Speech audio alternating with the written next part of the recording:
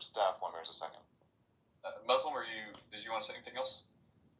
No, not now. I'm just about to go burn. CEO, what's up? So, Steph, why did the Bills not go after Cooper Kupp or some other star wide receiver and give Josh Allen some more help on offense? Bruh, look, I'm done answering this question, okay?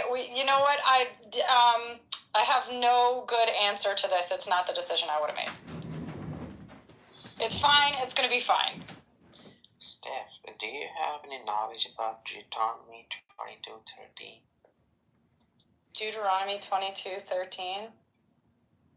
Well, let me pull that scripture up from my memory. Hold on. 22:13. You said your memory. You can't look it up, Steph. You said you're pulling it from your memory. It's being facetious. If a man takes a wife and goes into her and then hates her and accuses her of misconduct and brings a bad name upon her, saying, I took this woman, and when I came near her I did not find her in evidence of virginity, then the father of the young woman and her mother shall take and bring out the evidence of her virginity to the elders in the city gate, and the father of the young woman shall say to the elders, I gave my daughter to this man to marry, and he hates her, and behold, he has accused her of misconduct, saying, I did not find in your daughter evidence of virginity, and yet this is the evidence of my daughter's virginity, and they shall spread the cloak before the elders of the city. The elders of that city shall take the man and whip him, and they shall find him 100 shekels of silver, and give to the father of the young woman. Because okay, what's your question here? I'm going to tell you an overview. What? I'm going to tell you an overview of that verse. Jesus, as of God, told men to stone their wives to death for not being virgins on their wedding night. And that's not what No, let me complete. I believe he calls it honor killing. Oh my God. Do you guys want to talk over or let me speak? No, go ahead. And I just forgot one more line. In front of their fathers. Are you done now? Okay. This is a deterrent against divorce. You're welcome. Next question. Let me elaborate on that. This is a deterrent that if a man wants to... Look how it starts, okay? Right in 13, the verse you gave. If a man takes a wife and goes into her and then hates her, okay? He marries a woman and he decides, I don't like this woman. I don't want to be married to her anymore. That's the hypothetical the Bible has set up. Okay? Then, not anyway. I'm going to answer this for the benefit of the audience. The hypothetical the text sets up is the man sleeps with the wife. He has taken her as a bride. He has chosen to marry her. Then he says, you know what? I actually don't like her. I don't want to be married anymore. And then he goes to the city elders and he says, she wasn't a virgin. Then the city elders say, look, that's not correct. We're going to stone you now, because you're just trying to get out of a marriage. This is a deterrent against divorce for no reason. This is a protection of women. Next question. And Caleb left. I wanted to show off my sick knowledge of the Talmud. Basically, you have to apply this through the Talmud. Go to the people's law, who this actually is. And the Talmud sets up so many safeguards that it's extremely difficult for anyone to carry out any sort of execution or anything like that. So that's the answer. Consult your local Orthodox rabbi for how they actually apply these laws, which are their laws. I want to address the chat really quick. Can we elaborate on Deuteronomy a little further? Hold on. Yes, we're about to. Hold on, James. Hold on. Just hold the thought. I'm going to address the chat because they got there first. This is a hypothetical the scripture has set up. Let's look at 13 again. If a man takes a wife and goes into her and then hates her and then accuses her of misconduct, in this hypothetical, the husband has decided he doesn't want to be married anymore. The subject of this situation is not whether or not she's a virgin. The subject is that the man has decided, he has married a woman, he has taken her virginity, he has consummated the marriage, and now he is willing to leave her for financial and social dead because he doesn't want to be married to her anymore. That's the hypothetical. Are we all clear on that? Yeah, but you read further, because 20, if the thing is true, the evidence of the virginity was not found in the young woman, then they shall bring the young woman to the door of her father's house, and the men of her city shall stone her to death with stones, because she has done an outrageous thing in Israel by whoring in her father's house. So that's Well, the don't do caveat to the hypothetical. The caveat to the hypothetical is that she was a whore. Hang on. No, I'm just reading the verse. Yes, that's what you just read. Caveat. No, it goes on to the point of the man thinking he's marrying a virgin, right? Uh-huh. And this goes even further on the validity of the knowledge of said God, right? So, for heaven's sake.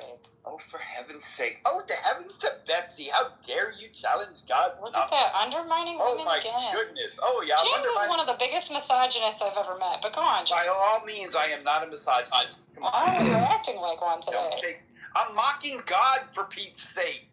Using a ditzy woman's voice. Okay, go ahead, James. Please proceed. Yep, go ahead. God that is claimed to have all knowledge, because there are women that don't bleed the first time they have sex. So this is a silly, silly law to follow. Look at him educating me about women again. Okay, look. I'm not educating you. Wow, it's all about you, Steph, isn't it? James, can I just go back to where we were educating everyone? Yes. James, did anyone not hear or just not care? Like, you cannot interpret the Bible for the Jewish law specifically by reading the Jewish law in the Bible, because we know from oral tradition. Again, I think they're wrong about a lot of stuff. Jesus being the Messiah, I think they're wrong about that. It doesn't matter the way they carry out their law. If you want to know, right? If you want to know what a Christian believes, ask him. If you want to know what a Muslim believes, ask him. If you want to know about Jewish law, please ask the Jews who have the law. So you cannot just read the Bible in accordance to the law of Moses and think you have a grasp on it. So, for example, you must read the Talmud. The Cliff Notes, if you want to look this up, it's like Talmud.org or Shabbat.org or something. Google the Talmud. It's free. You can read it. You can translate it to English. But this is Kitover 46A through B. This is disgusting. So the little clip of verses we're reading, you've got chapters worth of explanations. And you can't say anything. You're like, oh, they're explaining it away. It's their law. They can explain it however they want. So, for example, you had to have 2 valid eyewitnesses. That means to back up this guy's claim, you have to have at least 2 people right there watching this happen. Then you have to have a clear warning given to the offender before the act, so she has to persist in her knowledge of evil she's doing or the lying. Then you have to have the act intentionally committed after the warning. So eyewitnesses warned before, and then follow-up act after the eyewitnesses are present during the warning. This is incredibly difficult to be carried out. And then we have an example. This is the Sanhedrin calling it in a bloody court, and this is when one person was executed in 70 years.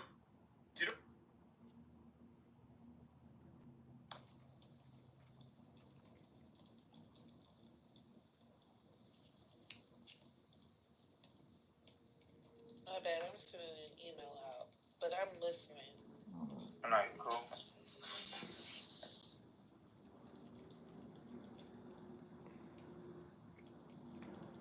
I gotta, after I send this Okay, free yourself from Clubhouse spam.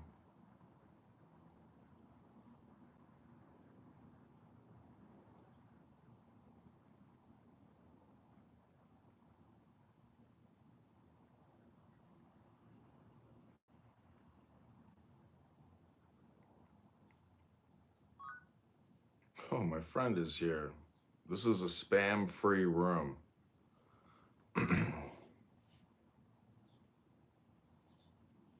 Oh, you've updated.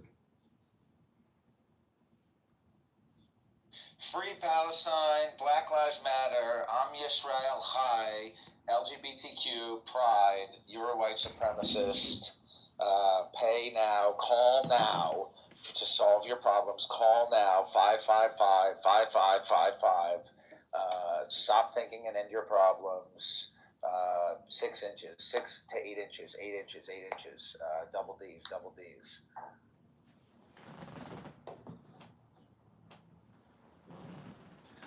How was that? That's pretty accurate. I forgot about some of the stuff. You brought it back, and I was like, oh, that's right. I was like, we couldn't, like, I didn't think about that, but I know that that would come up eventually. And this is kind of originally what I was trying to analyze in Clown House is what are the recurring topics of spam? Abortion is one of them. structural white racism. There's one that comes up all the time. Tell me you've seen this, where it's like, how much money would it take for you to suck a dick?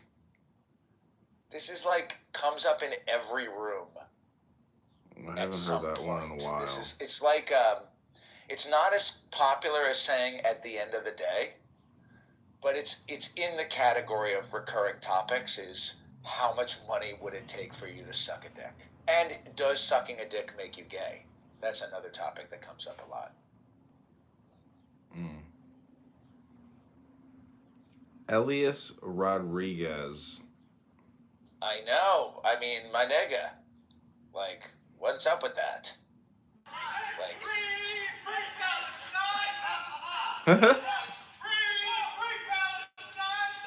He didn't have the tone down when he was singing it correctly.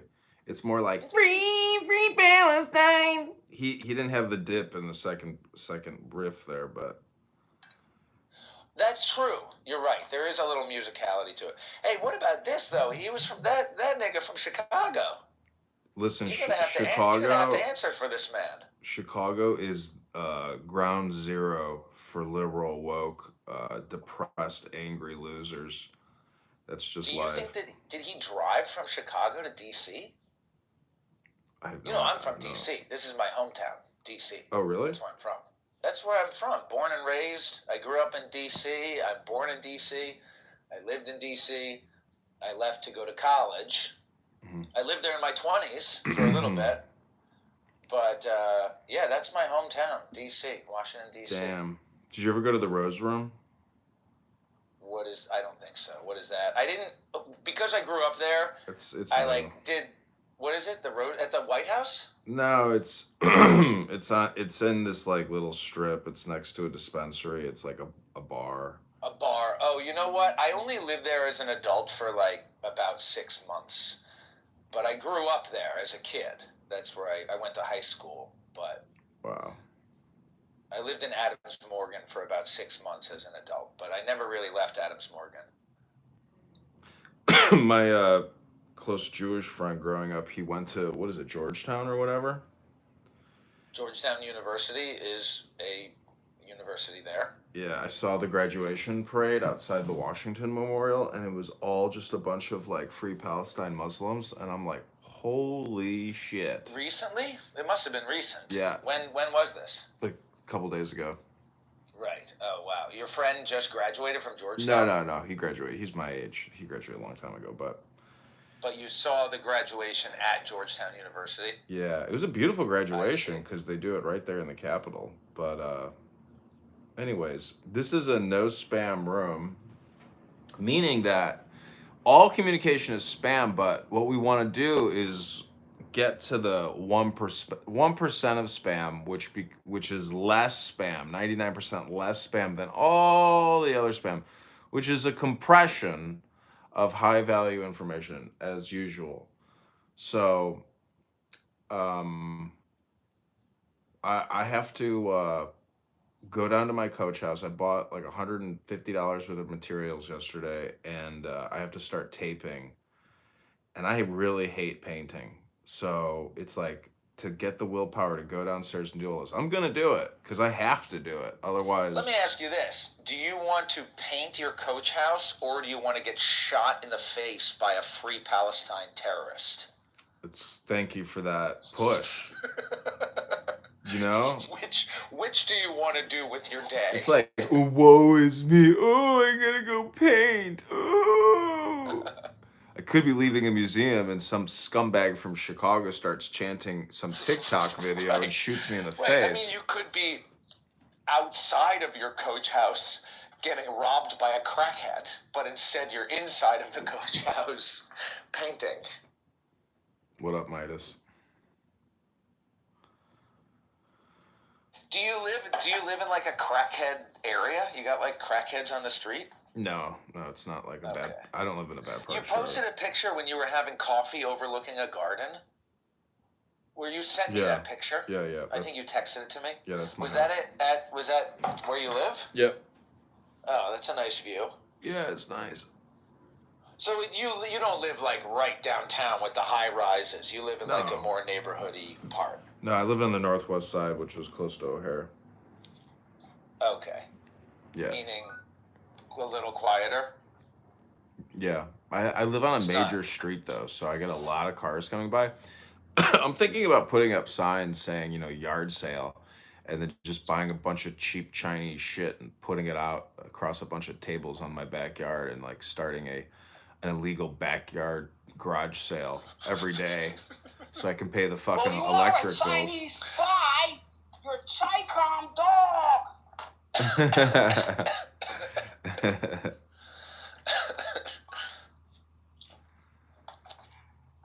Fanny. Who was it? Fang Fang? Wasn't Fang Fang your girlfriend? Fang. Yeah, that guy Eric Swalwell, he's a fucking little bitch.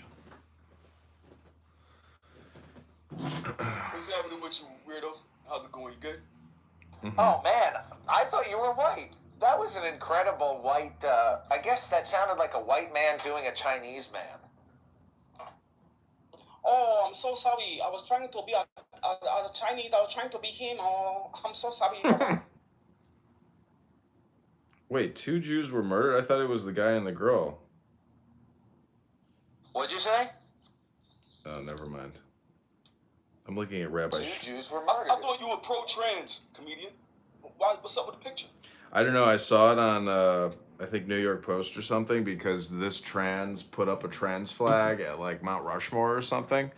And I was so revolted by just how hideous this person was that I had to take the screenshot because whenever you see a grown man that like, has a beard and they dress up as a woman, I mean, it's really the wig that, the wig and the makeup is technically, you have to have it. Otherwise, you're not the most disgusting, revolting trans that you can be. So I actually thought that this guy might have been like an employee of the U.S. Parks agency or whatever it is. So I took a screenshot thinking like, I can't believe it, but I'm pretty sure the guy is just, an activist trans, not actively employed by the, whatever the fuck that agency is, the Department of Interior, I think. So if he had no beard, it'd be okay. No. But I will say that when you were a bearded trans, trans, I don't even like using the word trans because it's just, it is, it's like another word like Why don't gay. you just use the word freak? We already had a good word for these people. It's called a freak. He can't say that. It goes against his Judaism. No, I Can't say that. I could say The agenda freak. to the Talmud, it will condemn him. He can't say that. Ugh, I was recording Brother. Do you know Brother Nathaniel Midas? IUIC? IUIC? Yeah, which brother Nathaniel? The Jew-hating derangement syndrome Russian Orthodox Jew from, Brooklyn or wherever the fuck he's from. Anyways, I was recording him last night. The Jews made tunnels under the schools so they can put baby chairs and baby beds, and he has a problem with Jews? I'm not sure. No, that's not what it is. But anyways, I was recording him on an X last night, and I don't know. It's just crazy how you can hear these Jewish derangement syndrome people mention every conspiracy under the sun about Jews, and then 2 innocent people get murdered by some fucking Mexican from Chicago. Just leaving an event. They're about to get engaged. They're a beautiful couple, and then your life is just ruthlessly taken from you. And this guy, like all these murderers, they just get life sentences, but they don't get their heads blown off. And I just feel like, the government has to have an execution agency. And I don't want to kill people, but like if they wanted to pay me a nice federal salary and a pension so I could like push a button, I could do that. Would you do that, Midas? What about being part of a firing squad? I think that could be a chill job. Pretty crazy though. It's so professional though. You can't smoke weed. You can't drink alcohol. You got to show up in your best uniform every time. It's a lot of work to execute people. So hold on, comedian. He has the chutzpah to support the Jews in their immigration argument, but he doesn't have the chutzpah to support the Jews as far as taking advantage of the goy and like having sex with the babies and 3-year-olds. He doesn't like that. What's happening there?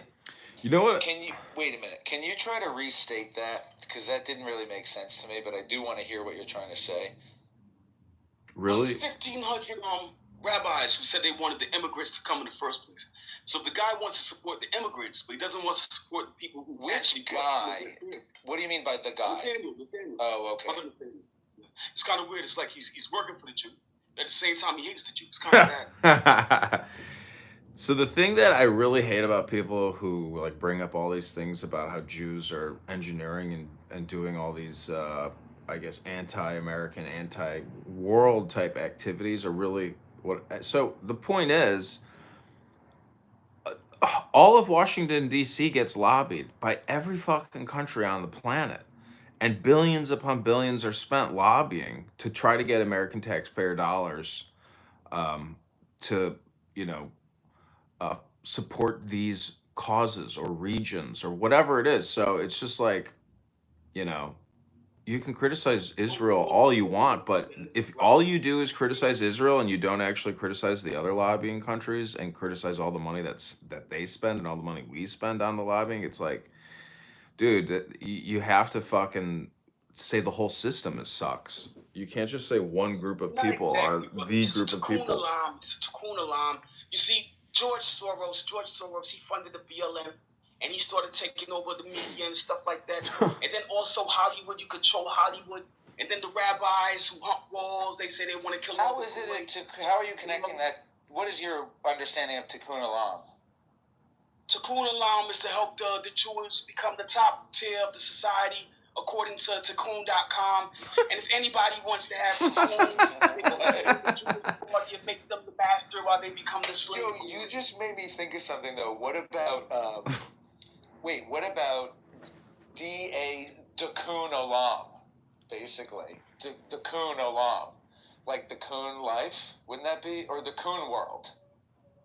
TikkunOlam.com. You went there already? You saw the website? No, I'm saying COON, like if it was Tikkun, get it? Oh, that's not a good site, brother. That's not a good shyster. But if you go to Tikkun.com, you're going to see that they don't want you to talk about the pogroms and the killing of Russians and stuff like that. They don't want you to talk about that. They don't want you to talk about all the killings that happened during the 1980s. It's all on Tikkun.com. Midas, can I ask you a question?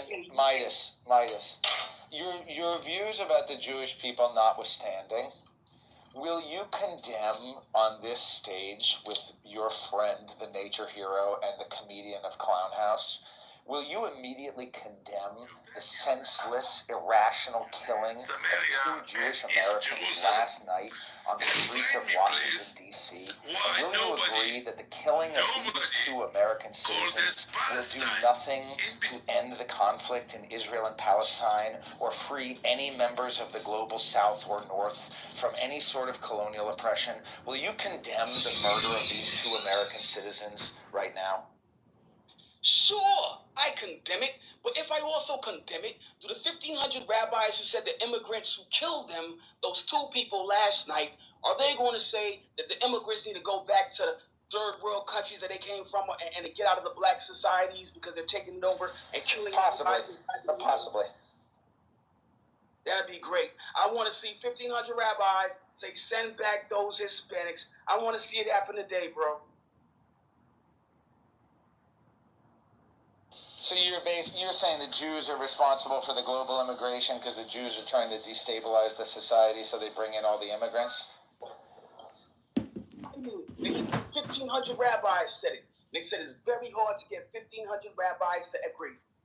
Very crazy. Okay, so we're going to go into the next phase of this morning communication, which is Clubhouse spam, you clown, meditation tree. So we're going to ditch the topics. If anybody brings up the J word, you immediately get kicked into a communistic goose state. What about kite or little hats? Can we say that? Okay, that's the first and only warning.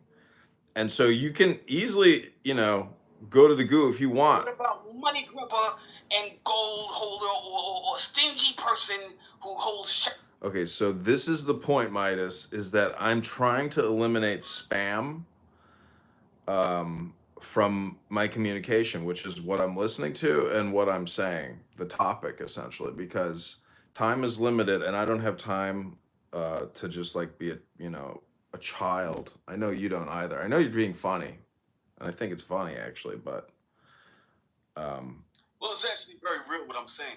It may be funny, but it is truth built into it. So okay, hold on. That's just your opinion. That's just your opinion, but the point is do you have control? Do you have enough personal control not to spam us anymore? When did I spam you? What did I say that was spam? Well, we're both Jews here. So you're a black man talking to two Jews, and we're entertaining the anti-Semitic stuff, the K word and the little hats and all that, because it's funny to a point, and we both have thick skin, and we're both secure in ourselves enough to handle a little bit of the Jewish derangement syndrome. But at some point, it becomes enough already. And if I were just flying off the handle, saying N-word, slave, Jamaica, whatever, that wouldn't be helpful either. And so that's my understanding anyway. Well, this is the thing. You're getting mad at my speech, but the actions on part of, I guess, your people are I'm not mad. Do I sound mad? I'm not mad at all. I don't feel mad right now. They'll kick you off the stage.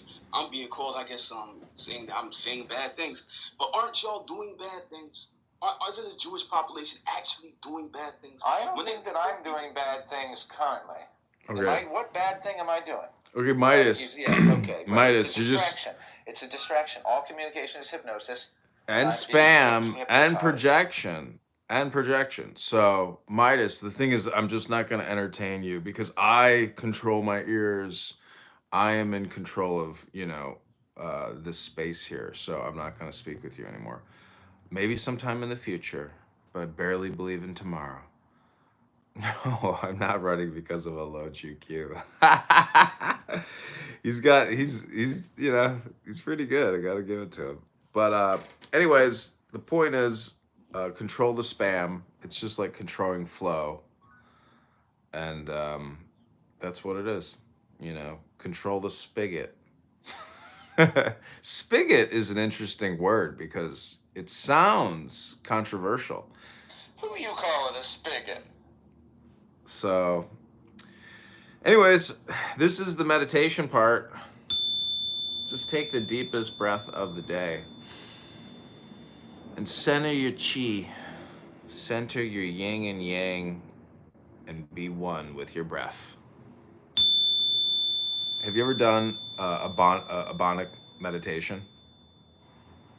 Ebonic meditation? Abonic meditation. You focus on your breathing. Say it with me, breathing. Not bereaving, bereaving. You're breathing?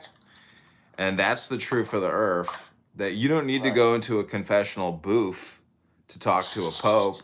You can just focus your breath, go within, go within, go within.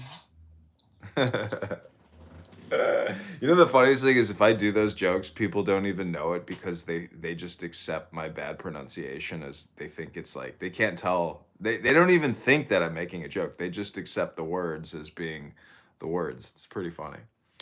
Have you seen, there's some videos about about the smoke alarm? Yeah.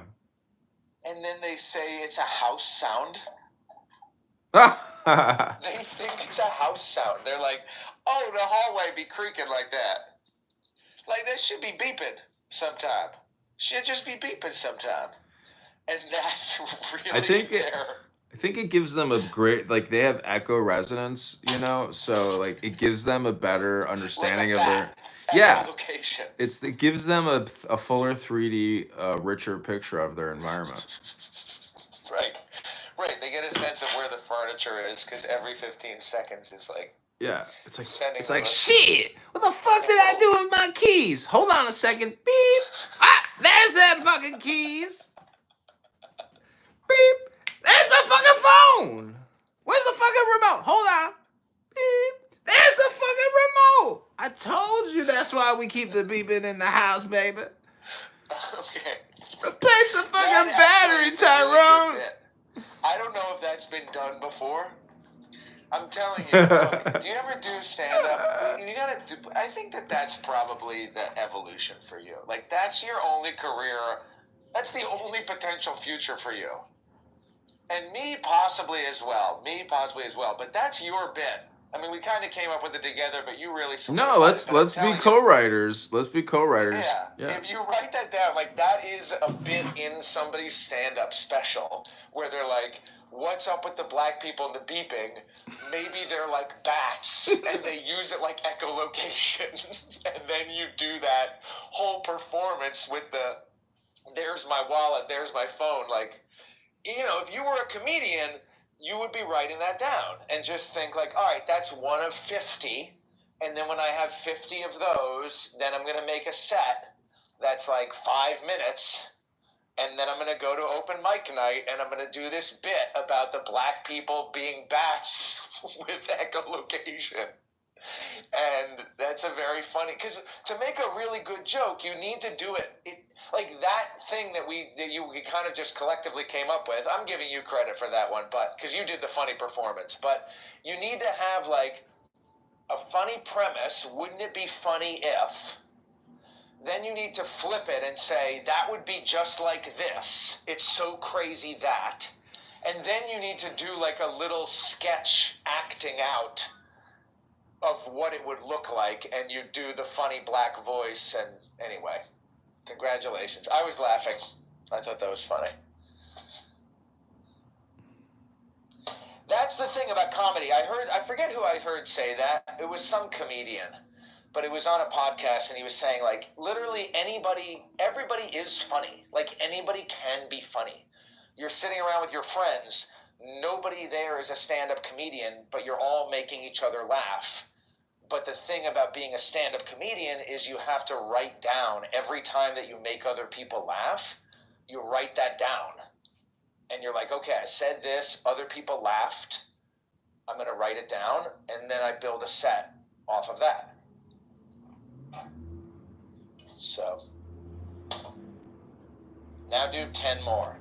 Well, see, the thing about doing stand-up is it's like, yeah, okay, I could try to find a location and then film myself. You know, I'm going to try to do that this summer, but honestly, the political stuff is the same thing in a way. It's like every day running for something? Congress, yeah. Yeah, that's good.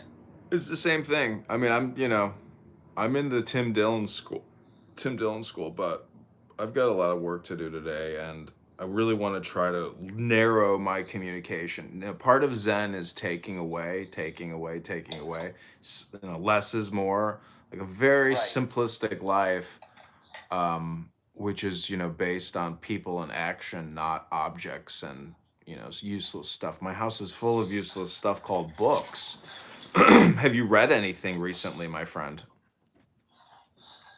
A little bit. I mean, I do a lot of audiobooks. But you know what I read recently that you might like? I wonder if you've ever read this. It is called The Book of Five Rings. Mm-mm. Have you ever heard of it? No. So, yeah, I heard, you know, Josh Waitzkin, the Searching for Bobby Fischer, the chess kid? Did you ever see that movie, Searching for Bobby Fischer? I think so. Well, it doesn't really matter. But I heard this chess guy, they made a movie about him when he was a kid. And I heard him on Joe Rogan, and he was talking about chess, and he was talking about learning and mastery and study. And he recommended this book called The Book of Five Rings. And I listened to it on audiobook. I think you would really like it. It's right up your alley. And what I got from this book is basically like, if you do it right, to know one thing is to know all things. Mm-hmm. So if you learn how to play golf and you think about like putting the ball in the hole or whatever, or you learn basketball, that was too close of a comparison. But if you learn, you know, jiu-jitsu is about takedowns and arm bars, then you'll only be good at jiu-jitsu.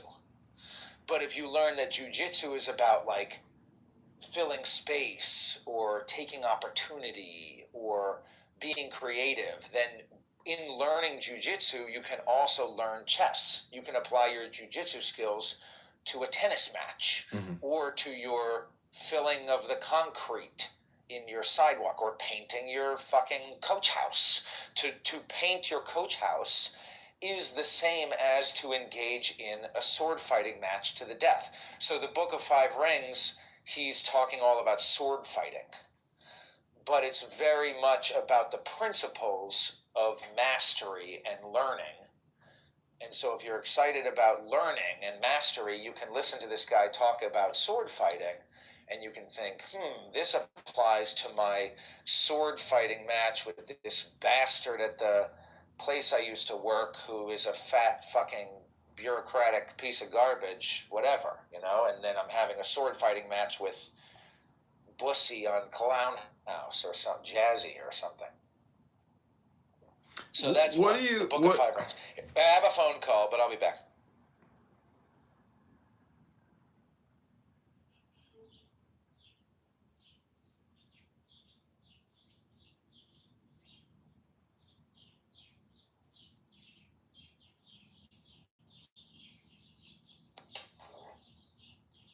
All right, you know who was on the phone? Who? Actually, if you think hard, if you think about communication and who might have been calling me and what they wanted to do for me or to me, you could probably come up with what it was. I don't really know. It was spam. Damn, because I was just about to ask you about spam.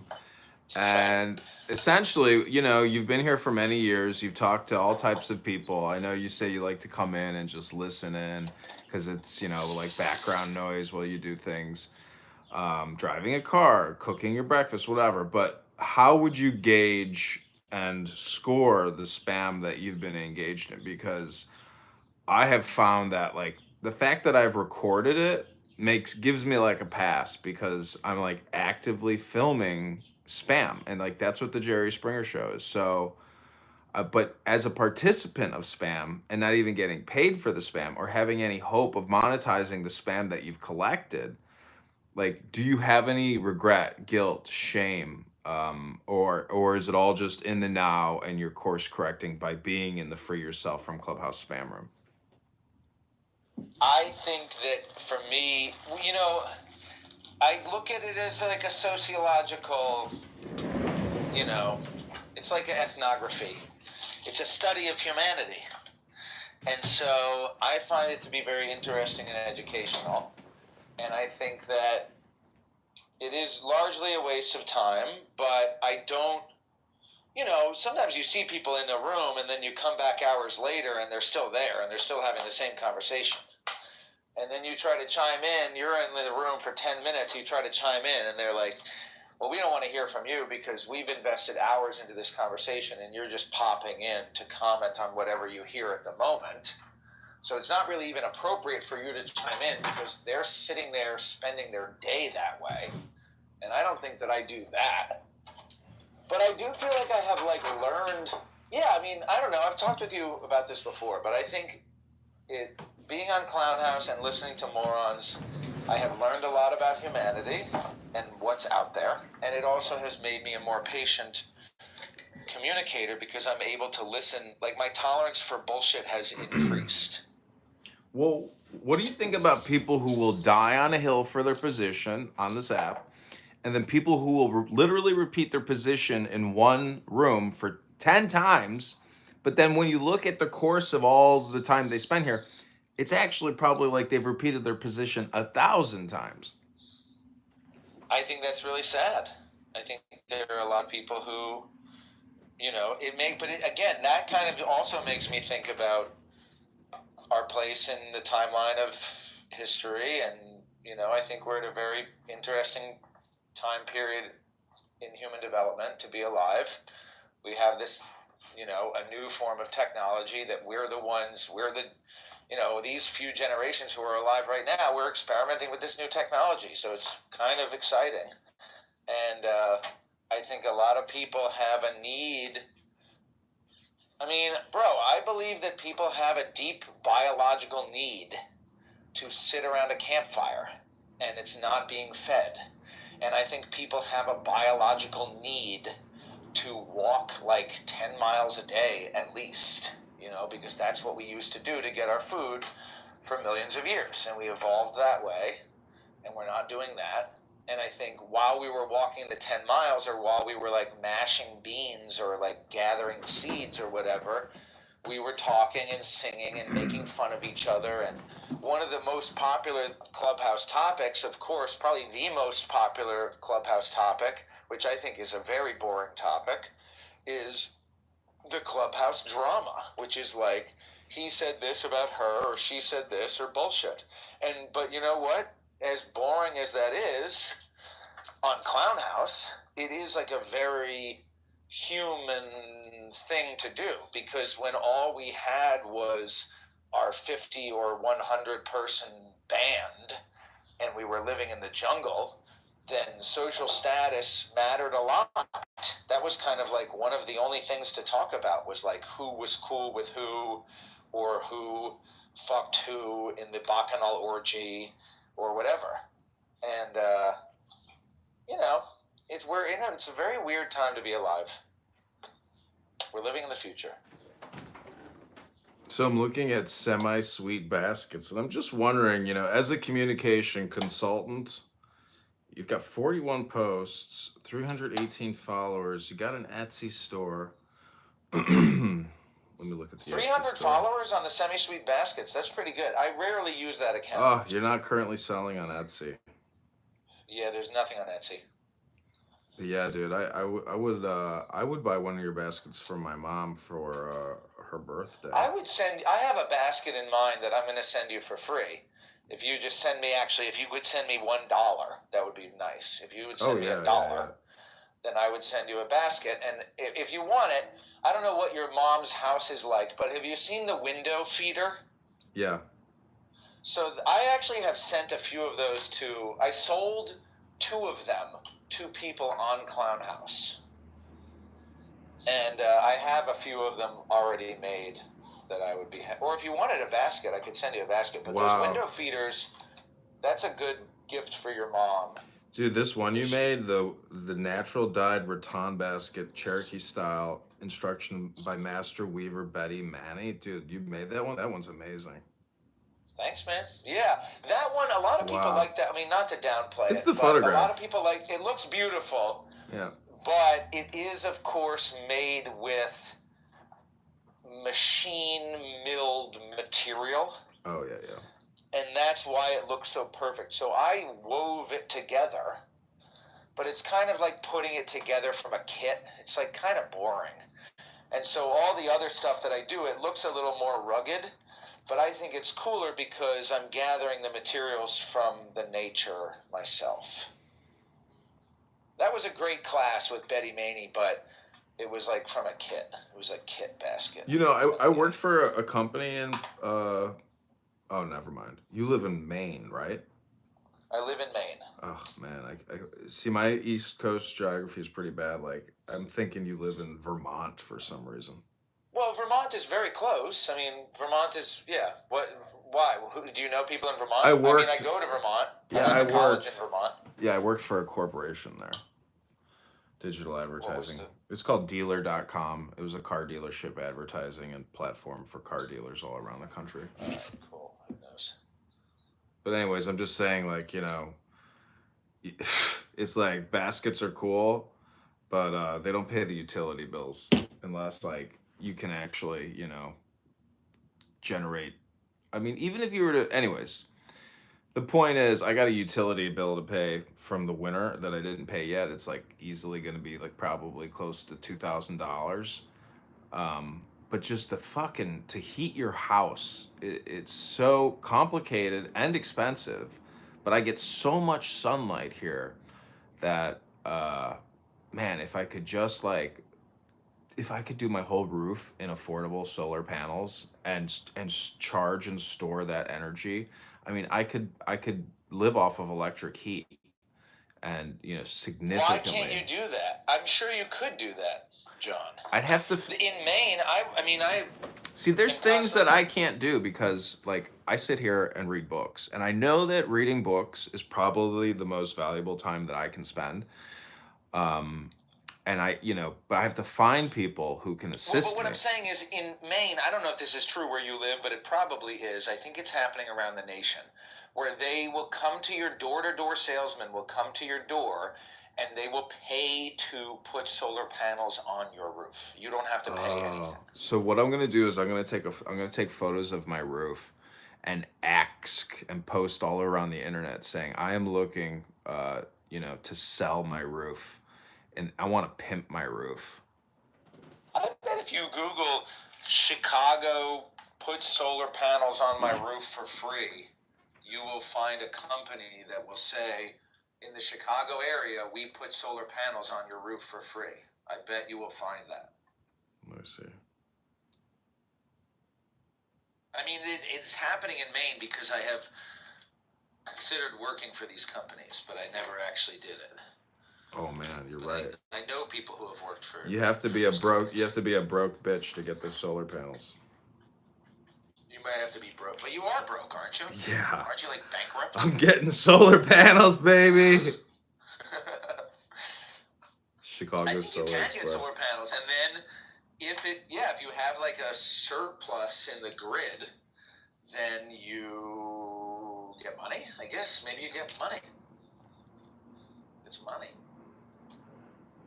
Nice. Anyway, on the subject of making money, I calculated. I think I'm going to make at least $660 today teaching a basket class this evening, which is not that much money. And it's not every day that I make $660. But the class that I'm teaching tonight is relatively popular, and a lot of people like to sign up for it. And I'm going to make $660. Doing what? So that's pretty good, right? Doing what? Teaching a basketry class. Oh, nice. Yep. Teaching a bunch of fat lesbos. I mean, I don't understand why you can't even offer your service to the local high school and junior high, because I do. I see. Oh, this is a moldy bowl of. Well, do you have any videos? Those videos would do great of you, doing a class on basket weaving on YouTube and live streaming yourself doing it on YouTube. Live streaming the class with students in the room, or doing a class? Yeah, doing a class the internet, for the internet. Probably both. Yeah, both. Yeah, more both. Spam. Spam. Just spam. Right. Constantly spam. Hit it again. Send it again. Spam. Post it. Record it. Post it. Spam. Hi, Bima. So post it, record it, make another one, spam it. Bima, hold on, Zach. Post it. Make 15 Bima, accounts. somebody said that you're an anarcho-capitalist in the Piper. I think Piper and Andrew were claiming that you're an anarcho-capitalist. Is that true? No, I'm an anarcho-primitivist. An anarcho-primitivist. Yeah. Yeah, Zach, I mean, you're so close, I think, to a big breakthrough. But I really just say videos have to be the solution. I don't think there could ever be any other solution, because so this is what Alan Watts said yesterday when I was listening. He said, we are essentially electric resonances, or electric history, or electric memory of ourself, meaning that creating these videos is essentially, it almost implies that you've been doing this forever, or you're somehow connected to it in the past, in the now, because it's true. It's timeless. But there's something about putting it in the digital, where it's like you're uploading it to this external network of communication, which didn't exist prior. So you're increasing the overall collective intelligence by doing the uploads. But you should get compensated for the videos, because if you put up, let's say, 100 basket weaving videos, and you have in your description a link to your Give, Send, Go, or to your Etsy, or to a bunch, Patreon. that could generate 100,000 in sales over the course of a couple of years. Anyways, what is Bima saying? No, I'm a voluntarist. Who is Zach? Bima, how old are you, by the way? Because Oh, are you in another room? yeah, I'm in Clubhouse Spam. You meditation tree. Oh, I'm alone in my room. Yeah, I know. I got 3 other rooms open. Bima, are you coming up? And Bima, are you still dating a black man? Not like it matters, but I'm just saying, you know, I don't know. It sounds to me like you're a gym girl, because I gotta say, I go to the gym every day and I see some of the most beautiful women in the world working out at the gym. And in my opinion, if you're a gym girl, maybe you're a beautiful woman. Anyways, Bima, you're a voluntarist? What's a voluntarist? You can volunteer if you want. You don't have to volunteer. No, it's no, more like a mutualist. Just based everything's Hi, Dawn. based This is on Diane with US voluntary Thermomet, and I was consent. just following you up. So it's specifically explicit consent. So the only reason I don't want assign to is work like in the cornfield today. well, I mean, like you could do whatever you want, and whoever you contract with, they could pay you whatever you both, you know what I mean, agree to, et cetera, et cetera. So the only reason I don't assign the ANCAP title is because I think like the anarcho whatever it doesn't make sense. As long as anarchy comes first, whatever you want to, whatever type of community you want to create after that, it just doesn't matter. So if you're an anarcho-capitalist, anarcho-communist, anarcho-syndicalist, whatever it is, it doesn't matter. So as long as there's explicit consent. And that's why, because there are some anarchists that are like, insane, and they want, like the old Aristotelian, like, original, the original connotations of anarchy. The Latin, word, and it's supposed to be without rulers, but it was, the breakdown of the polis, and so there was negative connotations with it, and then it was sort of like reformatted later philosophers, Kropotkin, Proudhon, Goldman, they just, anyway, so anarchy is without rulers. It doesn't necessarily mean, it doesn't have to have negative, chaotic intentions. But there are people who, for whatever reason, want to do that, but that's not me.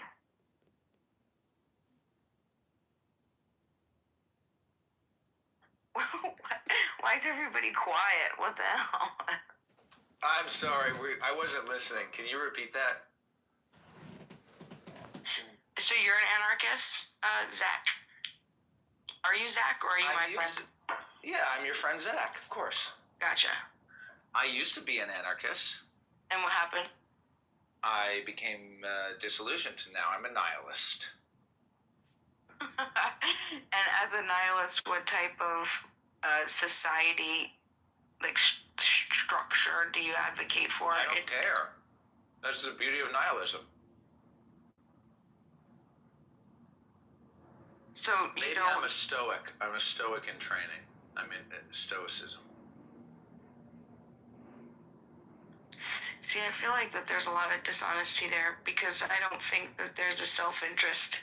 I mean, like, I think it's like one of those things where you can say that you're a nihilist because you already live in a society that is going to protect, generally speaking. They're going to do the work for you. Mommy and daddy government are going to do that for you. I don't think you actually mean that. I mean, I know that's hard to, you know what I'm saying? Like, are you telling me, like, you really want me to believe that you don't have a self-interest to, like, peace and living a peaceful life and just being able to do the things that you want to do peacefully as a peaceful human being? That sounds good. Okay. Yeah, I think that sounds good.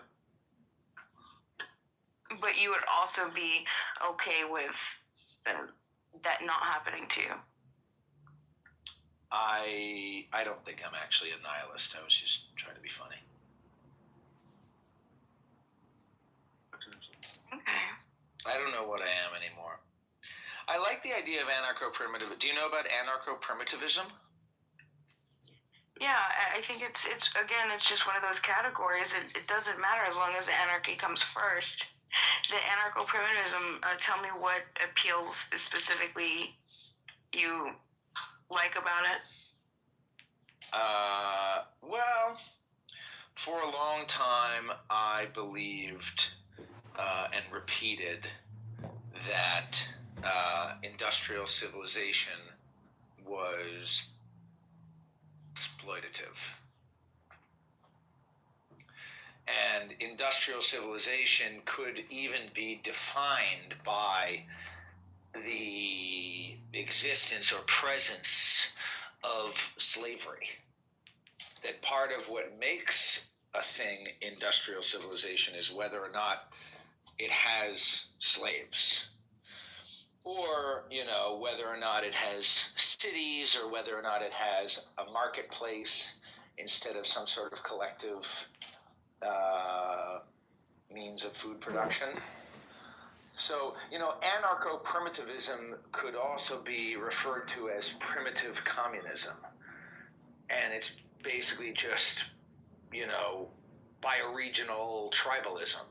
So it's the way that all people lived for millions of years before the advent and inception of industrial civilization, which is only like 12,000 years old, and humanity is like a few million years old. Depending on when you start tracking humanity, stone tools is 3 million years old. Homo sapiens is 300,000 years old. So pre-humans were making stone tools for millions of years before Homo sapiens, which arguably, I think, means that humanity, because those are some of them are homos too, Homo erectus or Homo ergaster or whatever. Australopithecus is kind of like an Australian. So whatever the fuck you want to call it. Does this make sense? Does that make sense? Are you guys still listening, John? I think we lost John, probably. I think. So, are you like a Ted Kaczynski? Are you like gay? What? Yeah, Uncle Ted's Cabin, of course. Like Ted that. Kaczynski. I made People a house. see through that like projection. Like, now I'm curious. Like, what's your life like? What's going on? Are you okay? Kids. That's the Zach, point of the are projection. you okay? You want to have sex right now? But if you're gay. Well, I'll prove it to you. All right, go look on search on Clubhouse for Uncle Ted's Cabin. It has 158 members. Join the house, please. The description of this group, if you go to Uncle Ted's Cabin on Clubhouse, please go to Uncle Ted's Cabin on Clubhouse and read to me the description of the house or the group or whatever it's called. It's called Uncle Ted's Cabin. And tell me what it says.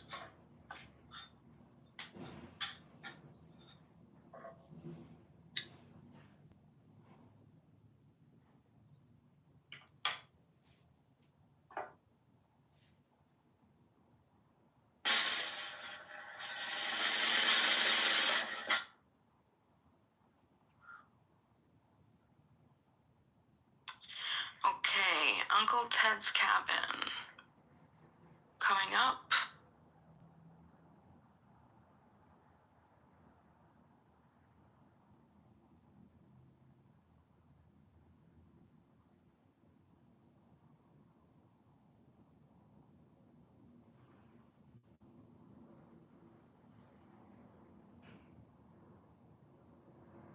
Just a sec. It's not going to be funny anymore because it's taking too long. Yeah, I was going to play that out. I read it a long time ago, but I was just going to keep saying, hold on a second, and maybe for the next 5 minutes. Okay, so Bima, I was going to ask you a question. I believe that all communication is projection, hypnosis, and spam, and comedy. So there's technically 4 varieties of communication.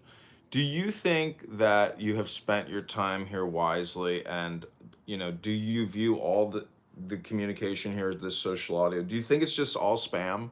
Because if it's not an audiobook, like 99% of it, I mean, I know it's nice to have these little relationships and connections, and oh, I know this person on a social audio chat app, but it's like, it's a total waste of time from really creating any real value in the world for yourself. So, do you think you spam when you project and communicate? I mean, like, I guess it depends on who you're talking to. You know what I mean?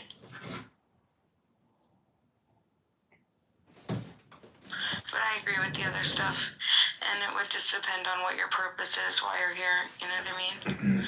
But I think, like, what is the purpose of this app if not for those things? I mean, at least among the multitude of things that it could be for. That's a good question. What is the purpose of communication if not for constant spam, hypnosis, and projection? Well, I mean, like, do you think that it's any different if you're in your home and you're watching your local media or your national media stations, or if you're in your town square and you're listening to your neighbors that you don't know? And I mean, like, at what point does it not become just a more, I would say, friendly version of Clubhouse? Clubhouse gives the anonymity, so you, am I saying that right? To, you know, how do you say it? Anonymity? Anonymity? Aluminium? Yeah, there you go. Anonymity. Anonymity. Right. Thank you. It gives you the anonymity, so you don't have to, you know, stand behind what you say. I'm still teaching her English. I think a lot of people still really believe the shit that they spew on here, and I don't think that it is much different than what you view out there. Like, these are our neighbors. These are the people that are voting to force their preferences on you. It's this. This is what it is. Okay, so I'm making a flyer for my business. yeah, that's useful spam. I'm gonna make $600. That's useful For spam. making a flyer for your business? No, for teaching a basket class to 15 fat lesbians. That's amazing. I love basket weaving. You would fit right in, I'm sure. Not a lesbian, but yeah, probably. Are you fat though? Yeah, I'm fat. Really? You're a fat person? Yeah, haven't you seen my bio? No. So Bima, let me ask you a question about what you just said, because it just went in one ear and out the other ear. Do you think what you just told us in regards, morbidly obese? you know, I asked you, do you think you spam? And then you told us something. Do you think you just spammed us with what you told us? I mean, give me the definition of spam quickly. Spam is essentially useless rhetoric and just birds chirping in a tree and then flying off, and then no idea what anybody just said, and then chirping over there, no idea, leaves that spot, goes somewhere else, chirps all over there, goes somewhere else, chirps all over there. And like at the whole time, it's like a fish going from left side to the right side of the bowl. There's no, you know, actual memory retention about what was just said, because again, one of the outcomes of hypnosis communication is amnesia, which is you won't remember what I just told you in 5 minutes. So the point is, if that's how communication works, what people here don't understand that they're self-hypnotizing. So someone will repeat their topic or their point 10 times, and then over the course of like a couple of years, they have said that same thing 1,000 times. So I'm just asking you, when do you think you'll realize that, you know, you do that? Is there any self-awareness of what you do here?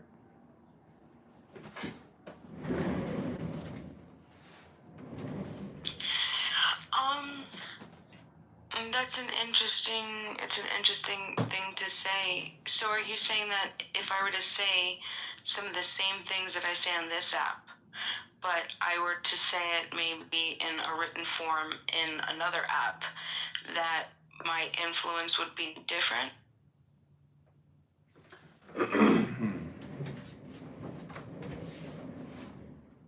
Maybe. I mean, you're spamming somewhere else on a different platform, but what I find amazing is that I just people are the source of spam. There's a lot of automated spam out there, and that's how a lot of people have made a lot of money. But you know, anyways, the point is there is no point about this room other than to essentially, because I'm live streaming this, is to prove that all communication is hypnosis, all communication is spam, all communication is projection, and hopefully all communication that you make is comedy, because that's the best form of communication hypnosis. You just have to look at this from the perspective of music. And so a lot of this deals with sound vibrations and energy. This is like basically, when I pull the rug on you and say this is all like a metaphysical joke. Because if you really want to be successful in life, you have to essentially focus in on sound, which is a vibration and energy. So whether that's making incredible music that goes viral, or doing incredibly funny comedy, or doing really funny therapy hypnosis for people. Like, you have to essentially create recordings, store them digitally, build a library in the same way that Motown made money with music. It's all about it's the recording industry. So it's a recording industrial complex, and Google is a recording industrial complex, business, because everything you've ever said and done is essentially accessible via Google, um, and Meta. So, and Apple. I mean, you're leaving a digital footprint with everything you think and say.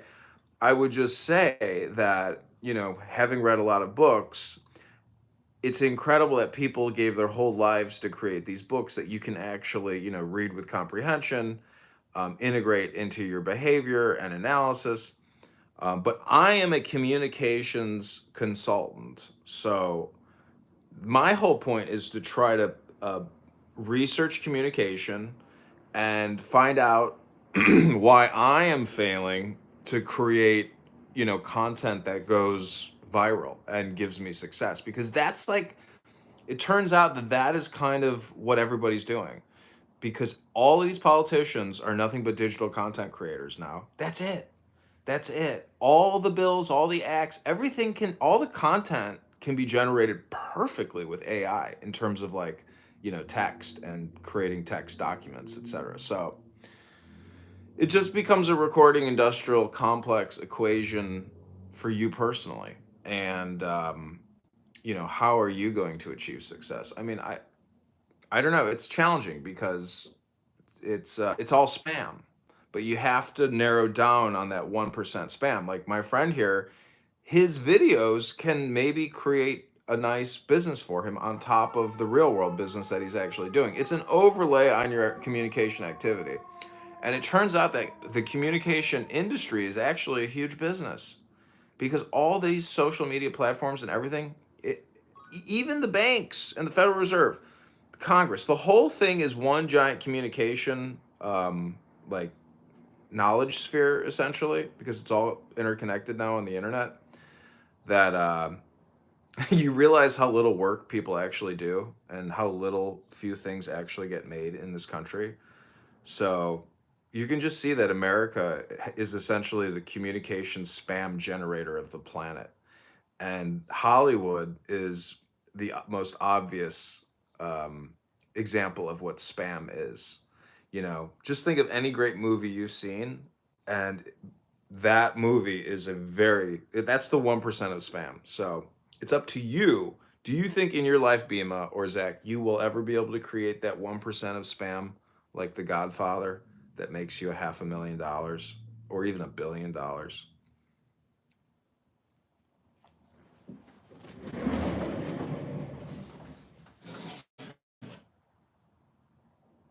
I hope so. Probably not. Maybe. Right now I'm making a flyer. I mean, I'm doing this. Probably I'm doing something stupid. Maybe I'm doing the same shit year after year and expecting different results. But I am kind of building something slowly. And sometimes I think about, doing something different. And who knows? I mean, you're willing to make a leap of faith if there's $1 right in front of you and somebody says, here's $200, this is what I want you to create. You would do it. I mean, if I were to pay you $200 to read an audiobook, I had a friend in Los Angeles that you know, just wanted to help him, but also at the same time, I was like, there's no real way I can help this person. He's kind of fucked. But I realized I was like, okay, I just want him to read a book. And I was like, dude, I will pay you $200 to read any book you want, and you have to read it to me on the phone, and I'll record you reading the whole book from start to finish. And I thought that this would be like the therapy session, like I'm paying to produce it. It was basically pre Clubhouse. Anyways, he chose Patrick Swayze's autobiography, and I listened I listened to the Patrick Swayze autobiography for like a couple days. He read it to me on the phone, and I recorded it all. But it was a good autobiography. And but I'm just telling you that I'm sitting in a house of 1,000 books, and there are books out there that you will never read unless I'm going to give you my book list and tell you which ones I think would be like radically life changing for you. But there are books out there that are radically life changing because it's essentially an upgrade to your consciousness, to your brain. And a lot like that book, The Tao Te Ching, in my PTR, that would be like one example of a book where there's like at least 10 verses in there that are so profound. It'll update what you're doing in terms of communication, because it's just another overlay on the spam. So, what I'm saying is part of the problem with everybody on this app is that they haven't updated their spam communication. It's still the same spam that they started with.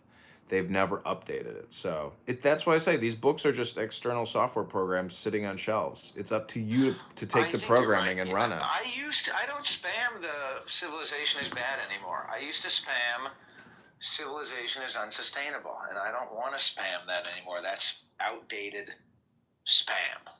It is. It's just not good communication. It's technically just the quality of the communication, the intelligence of the communication, and the quality of the communication. And so the quality of the quality. Yeah, I mean that's what it is. And so, it's not just a life choice, it's the intelligent choice. So that's why I force read these books, or I just listen to these audiobooks. But to keep coming on Clown House to participate in this spam game with people is the definition of insanity. It's like you said, it's like the first time we've ever had this. It's in spamnity. It's hyper spam. It's hyper spam. Like, this is the spamiverse. Welcome, Infinite. This is the Clubhouse Spam You Meditation Tree Room.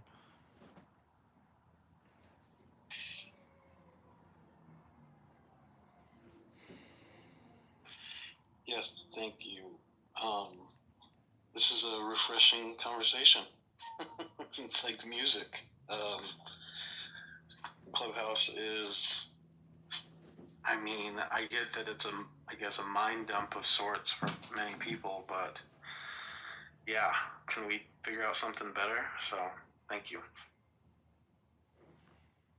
Well, the better is really just audiobooks. I mean, I can pipe you into chillism really quick and demonstrate how people are engaged in spam here.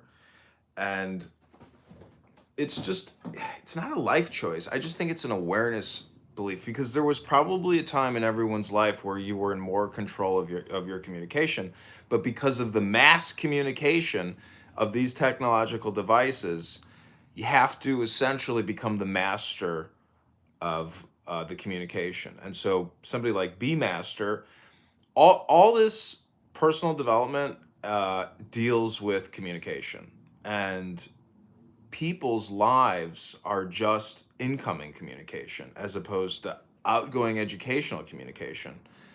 So I like the term synergy, or killing two birds with one stone.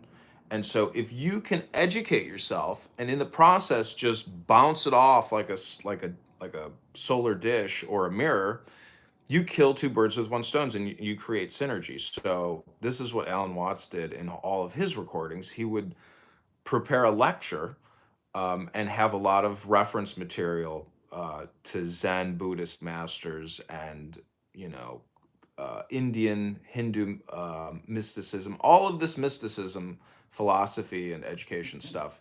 He would regurgitate it for his audience.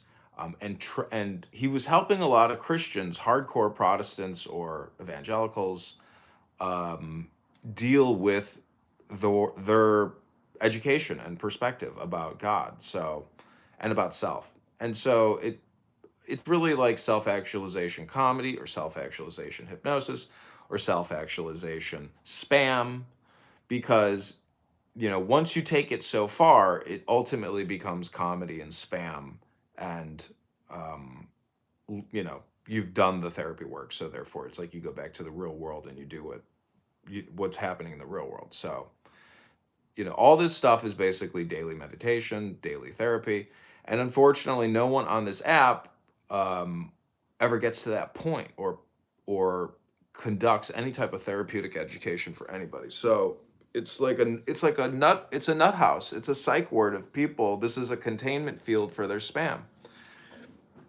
And the worst part is ingesting it and listening to the spam, because it takes you out of your place of peace and um, center of joy.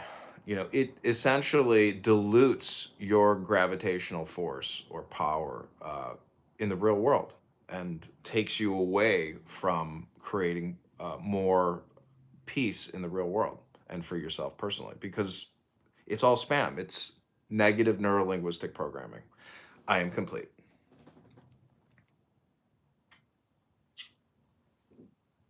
Yeah, no, I appreciate the dialogue or the commentary. Alan Watts is a good example. What I've listened to of him, yeah, I do like his delivery, generally speaking.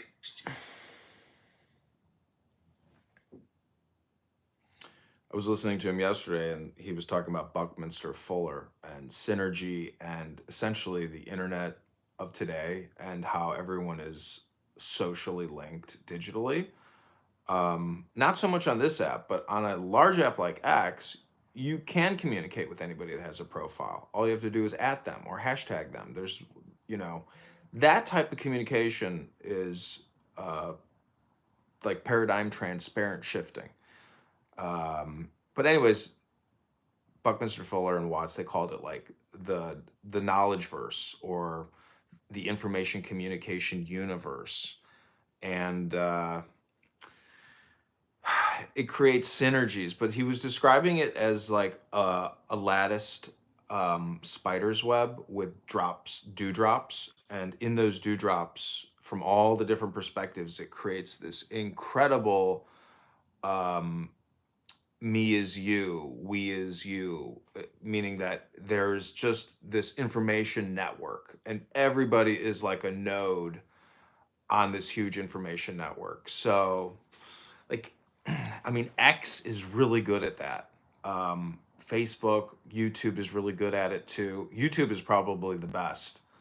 But that type of global consciousness on the internet, the problem is there's so much information on the platforms that there's really no connectivity globally. I mean, somebody in northern Scotland is not aware of what someone is doing in South Africa. So I don't really know how it changes anything, but it's all spam. So you just have to push it out there, I suppose. Yeah, it's interesting and a little surreal to be having this conversation with you right now. I know that might sound however it sounds, but I've actually been working on an idea, with the help of ChatGPT, and I had deduced what you just said, the whole we're all individual nodes, and so what are we doing to communicate with each other more effectively? More like how are we really connecting? And my idea is based on the concept of interdependence. So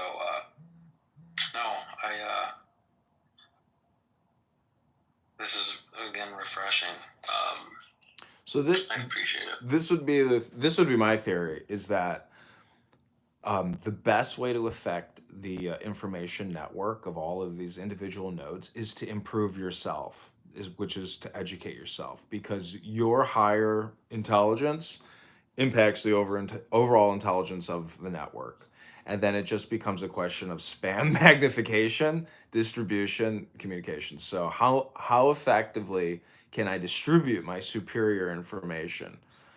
And generally superior information should go viral. However, that's not necessarily the case. So you have to become even more intelligent in terms of distribution, and finding creative ways to get the algorithm, to essentially mass distribute you, because it's so incredibly sticky and effective for the user. Because everything you're shown, it wants to show you what flared your dopamine the most and that you watched the most in the past. So there's ways to like spam the algorithm, and by tricking it to essentially make your account go out. Now, the other thing is there's internal selectors at Google, Meta, etc., that actually choose the content, TikTok, etc., and they've confirmed it. Like there's people in positions that select from preferred profiles. So that's the other thing. It's like it's not necessarily AI driven. It's still human driven, and that's basically bureaucracy. Um, and you still have to outthink that as well. So these are the challenges of communication on like a global digital footprint and spam. Yeah, I'm gonna have to agree with you with a lot of what you said. It reminded me of why I originally came to the app. I was originally invited by one of the I don't know if he's a co-founder or who or what, but Liberty Bluebird. Have you heard of that room, Edmund?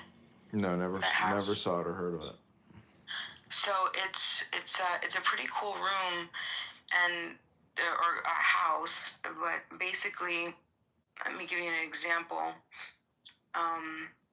They're like interactive rooms, and they're moderated in that way, but they make it so for example, some of the recent titles were how to inspire others easily, or how to choose well and easily, using 10 choices. So the point is that there's different ideas, concepts, and then the moderator will use it as like a workshop. And it was it's always been like incredible. I wish his rooms would get more attention. And then I sort of because it was only on a Wednesday. He only had it on a Wednesday, and it's only like for an hour. And I needed more of it, and I wanted more of it because my life circumstance had changed. So I needed the noise. And what you're saying, yeah, it definitely. No, I understand. It is, and it is noise. And that's why I said, like, it really depends on the purpose. Because I think a lot of people come here for the noise, to be honest with you, and for connection. I know that I did. I needed something to be loud, to drown out, like I was doing a little bit of escapism for the past couple years.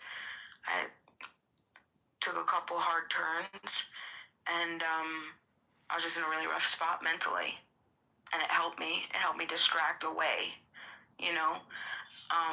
but I'm finding. Well, there's a talk therapy dopamine effect from this app. So if you can just go, like, screaming into the phone produces dopamine, and it's so hyper dynamic. It is technically creating new wiggles in everybody's brain. I think doing talk therapy here creates neuroplasticity, but so does reading a book. And when you read a book, it's pre-formatted, it's programmed to essentially create those wiggles in your brain. But people come here to chat with each other, and that doesn't create any true significant wiggles. A book like the one I'm holding, the Tao Te Ching, if you read that thing from front to back and you read it out loud, it will neuroplastize your brain. May sound ridiculous, but that's what education is. Because it's transformational. It is it's profound, and you'll never hear anyone on this app just reading. I mean, unless they're reading you the book. This is one book. There's 10 books. There's 100 books. There's 1,000 books, and they can all significantly change your life. And I mean, I think studying communication is probably one of the most like useful ways to transform your life. I mean, you can just go on Amazon and eBay, type in communication theory, And what's amazing is I was just thinking of concrete when I was giving you the example of somebody who will never state anything profound or transformational and try to essentially spam you or hypnotize you with transformational content, which, I could start reading you stuff right now and you'd say, yeah, that stuff is amazing. But you're not going to hear that out of concrete. And so that's why I say it's like the destroyer of the soul. The soul is the universe and yourself is in it. So if you want to shatter the vase, you're the rose, you're the flower. If you want to shatter the vase, just go to Chillism and listen to people screaming. It's the harpy with, the Medusa voice that can turn you to stone and shatter glass. I mean, that's what it is. It destroys your now. And it's toxic. I mean, it's like drinking gasoline. That's what it is. Do you drink gasoline? No. So that's what spam can do. That's why we want to focus on the 1% of spam. And I do that. And in this room, I'm not even doing that. I'm essentially, this is what people do in other rooms. They talk about reading books. They say, look at my PTR. And in this book, this is what it says. I know I'm about to read the book to you, but before I read you what's in the book, see what I'm saying? They never get to the source material about what they're talking about. They just spam about the book, which is essentially just marketing and advertising. So these are my thoughts. I'm complete. Yeah. No, I don't disagree with you. I don't disagree with you at all.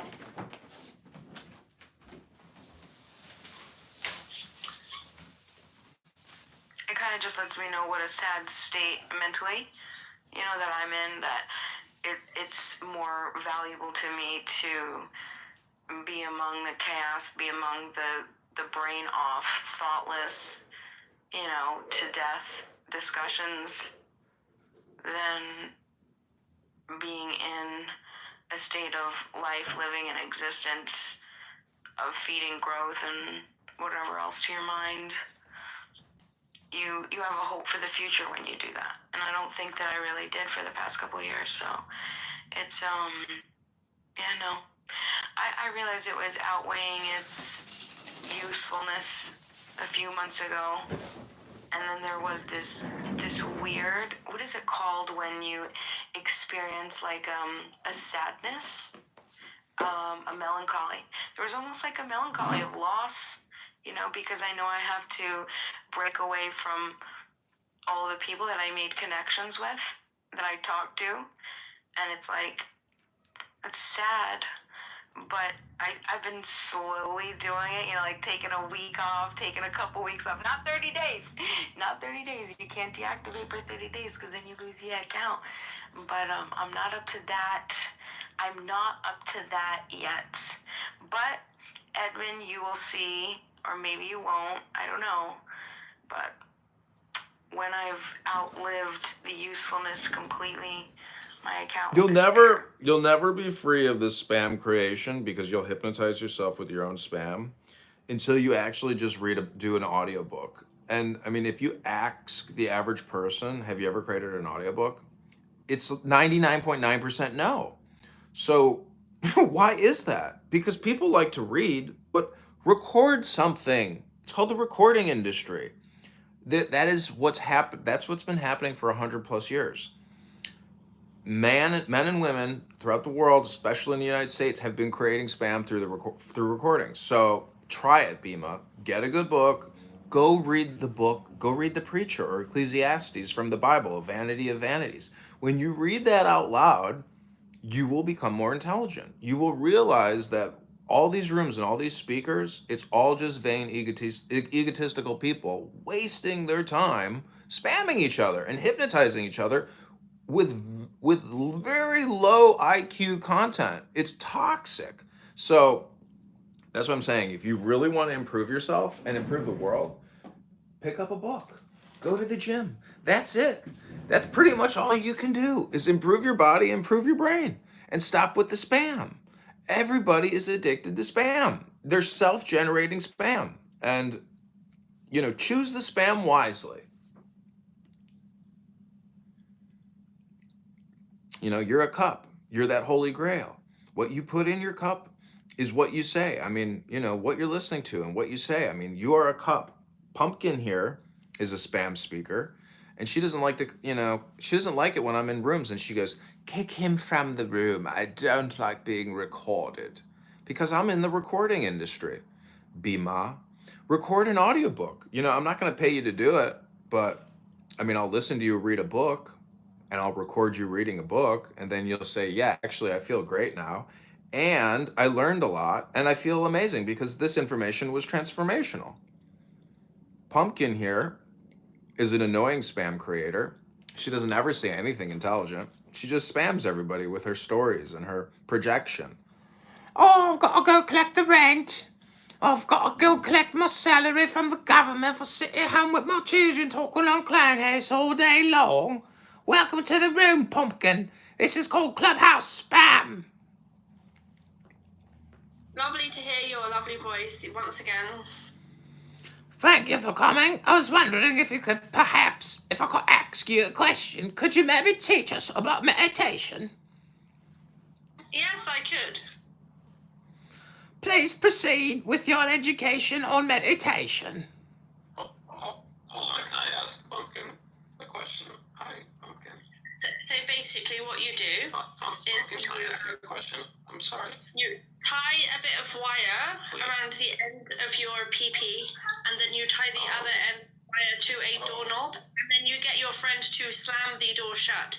When that happens, you will no longer think about anything apart from the excruciating pain that you are currently suffering, and you will have clearness of thought. Right, well, I haven't got time to just give you free advice. If you want to pay me, then I'll stay, but seeing as though you're not paying me, I'm going to go and speak to someone else. Oh. So that's it.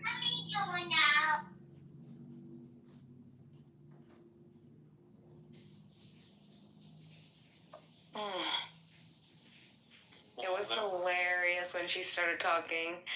It was such a great That was enlightening. impression. I was not expecting it to be such a close pitch. I was trying to ask if she would do her best impression of an American, but I wasn't able to. Oh, too bad. So sad. I'm not sure you missed out on much.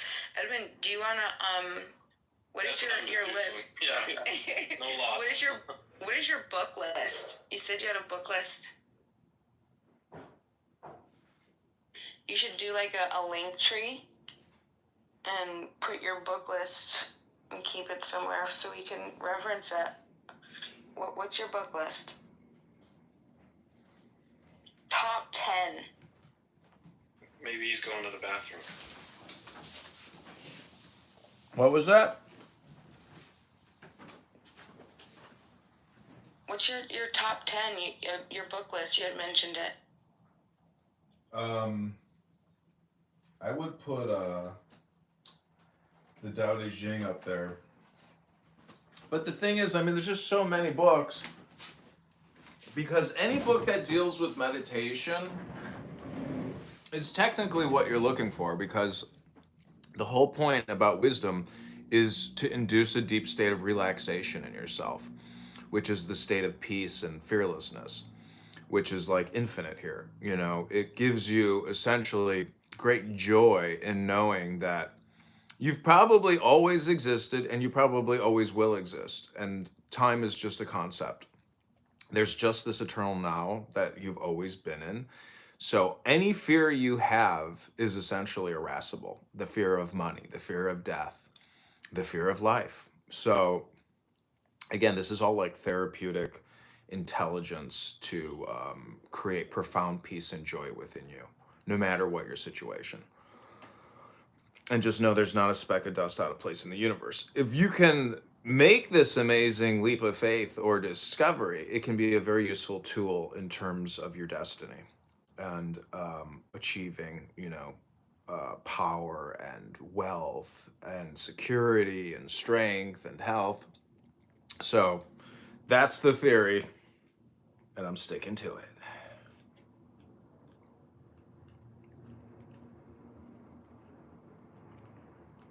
So don't spam us, comedy. You gave us a wonderful speech. Give us something to go home with. What are the 10 titles? Well, you could read Marcus Aurelius's Meditations. That would be a wonderful book to read all the time, and read that one, front to back, and make that into an audiobook. That's a very good book, very intelligent. Again, this is all just philosophy and education about ethics, morals, virtues, governance, society, personal development, self-actualization. But again, it's all just meditation. But I'll read you a poem called Aha, and it deals with meditation. And so the thing about meditation is, again, I mean, it's basically just relaxation. And it's using words to go within to the divine place of peace and bliss, which is you. You're the source and the center of it. It's not the other way around. It's not politics. It's not finance. It's not even comedy. It's, you could call it comedy meditation. That's like one way to call it. But again, it's just spam, but it's high quality spam. You don't want when you go to a restaurant, don't you want, and you pay, $50 for a dinner, don't you want it to be a fantastic dinner, right? I mean, it's basically a question of how you're going to cook it. It's not, and the choice of meat, and the choice of vegetables, and the choice of dessert. I like delicious things. That's just me. I like the good life, and I hope you do too. Okay, this is going to be the poem I'm going to read, then we can discuss it, and then we're going to end this recording. Here we go. So take the deepest breath of the day through your nose, hold it for 10 seconds. Let it go. There are 7 keys to the great gate, being 8 and 1 and 1 and 8. First, let the body of thee be still, bound by the cerements of will, corpse rigid, thus thou mayst abort the fidget babes that tease the thought. Next, let the breath rhythm be low, easy, regular, and slow, so that thy being be in tune with the great sea's Pacific swoon. Third, let thy life be pure and calm, swayed softly as a windless palm. Fourth, let the will to live be bound to the one love of the profound. Fifth, let the thought, divinely free from sense, observe its entity. Watch every thought that springs, enhance hour after hour thy vigilance, intense and keen, turned inward, miss no atom of analysis. Sixth, on one thought securely pinned, still every whisper of the wind. So like a flame straight and unstirred, burn up thy being in one word. Next, still that ecstasy, prolong thy meditation, steep and strong, slaying even God, should he distract thy attention from the chosen act. Last, all these things in one o'erpowered, time that the midnight blossom flowered, the oneness is. Yet even in this, my son, thou shalt not do amiss, if thou restrain the expression. Shoot thy glance to rapture's darkling root, discarding name, form, sight, and stress, even of this high consciousness. Pierce to the heart, I leave thee here. Thou art the master, I revere thy radiance that rolls afar. O brother of the silver star. That poem is called Aha. So that is essentially it's a meditation instruction on breathing and relaxation, and I hope you enjoyed it. So that would be a good example of spam, like a 1% spam. It's useful. because now you know the secret of meditation. And there's a lot in that little poem, but that's like a compression. That's how I would describe meditation. If I had to teach a course on meditation, you could just teach it through a poem and breathing. Congratulations. You now know the secret.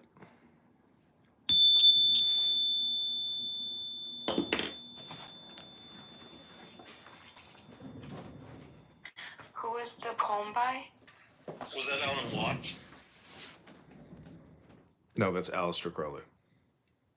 Oh, wow. Had an Alan Watts feel to it.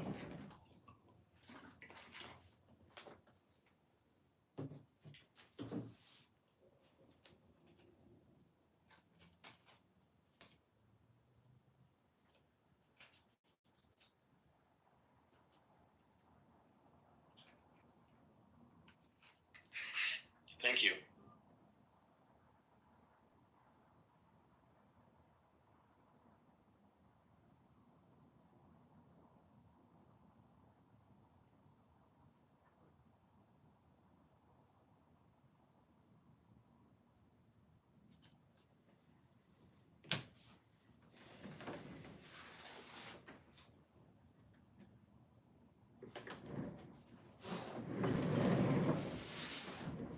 Okay, I'll quickly give you one more quick compression. This is called A Treasury of Polish Aphorisms. So if you just go on eBay or Amazon and you just type in Book of Aphorisms, if you read aphorisms out loud, this will also increase the intelligence of yourself and the network. Oh, to know God's private address. Burning stakes do not lighten the darkness. Legends are often destroyed by those in need of its stuff. Proverbs contradict each other. That is the wisdom of a people. Hay smells different to lovers and horses. Do not ask God for the way to heaven. He will show you the hardest one. On the neck of a giraffe, a flea begins to believe in immortality. Even a flounder takes sides. The first condition of immortality is death. Don't tell your dreams. What if the Freudians come to power? With a eunuch, one can have such a nice chat, said the lady from a harem. Impartiality is not neutrality. It is partially for justice. Can you imagine the woman who would let her lover tell her tales for 1,001 nights? Not every boomerang returns. Some choose freedom. Oh, that's a good one. That's a good one for Clown House. Not every boomerang returns. Some choose freedom. In Polish, that's nie jeden boomerang nie wraca. Wybiera wolność. Their bodies were so close together, there was no room for real affection.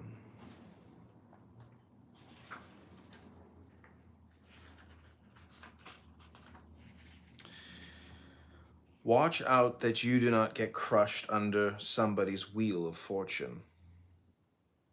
Think before you think. No calendar reform will ever shorten pregnancy. Illiterates have to dictate. Those for whom you die on the cross are never close by. An apt aphorism half kills, half immortalizes. Perfect imitations must share the fate of the originals. Are naked women intelligent?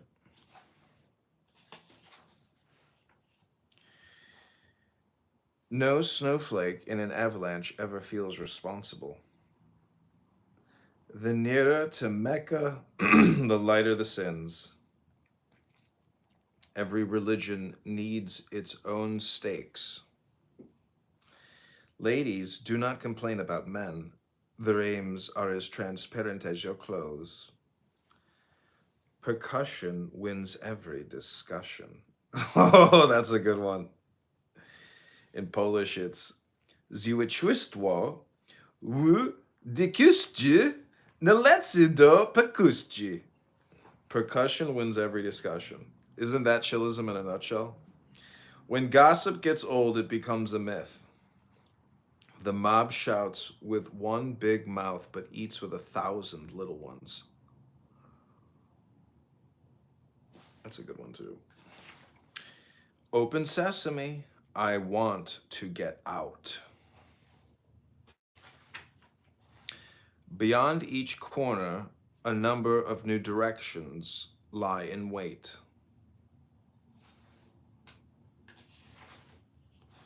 The window to the world can be covered by newspaper. The Tower of Pisa leans at a tourist angle. He has a great void filled with erudition. How much of a Mormon depends on the hormone. Evil can afford all custom duties. It's the priests who have demands, not the gods. It's difficult to fall from a pedestal slowly. Don't trust the heart. It wants your blood. Pants get shiny even on a throne.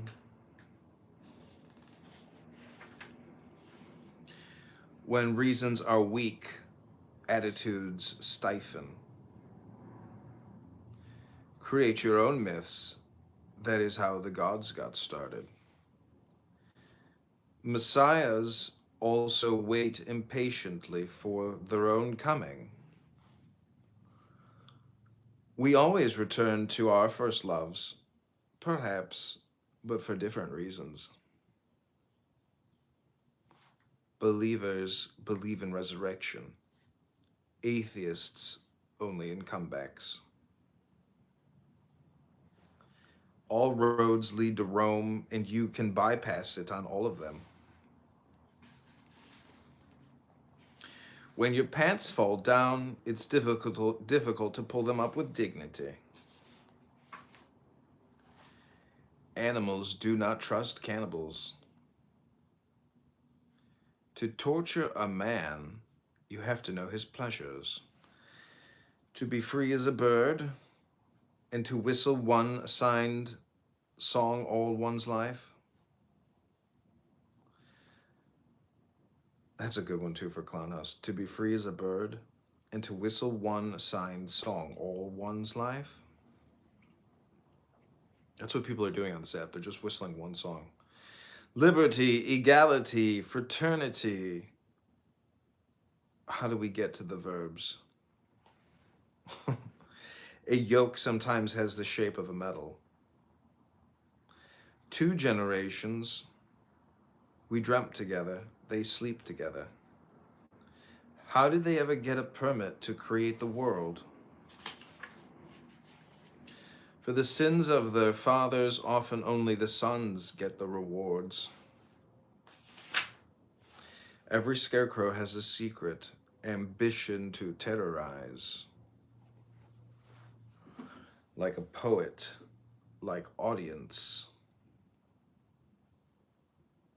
Like poet, like audience. After 40, you expect less from life and more from yourself. Genius, in effect, is just hard-working talent. Lesser evil usually lasts longer. In life, one has to go to the funerals of the ones we like and to the anniversaries of those we don't. Touchy questions should be answered before they are asked. Sometimes difficulties come because you expect them. Contemptible is the one who knows better and acts worse.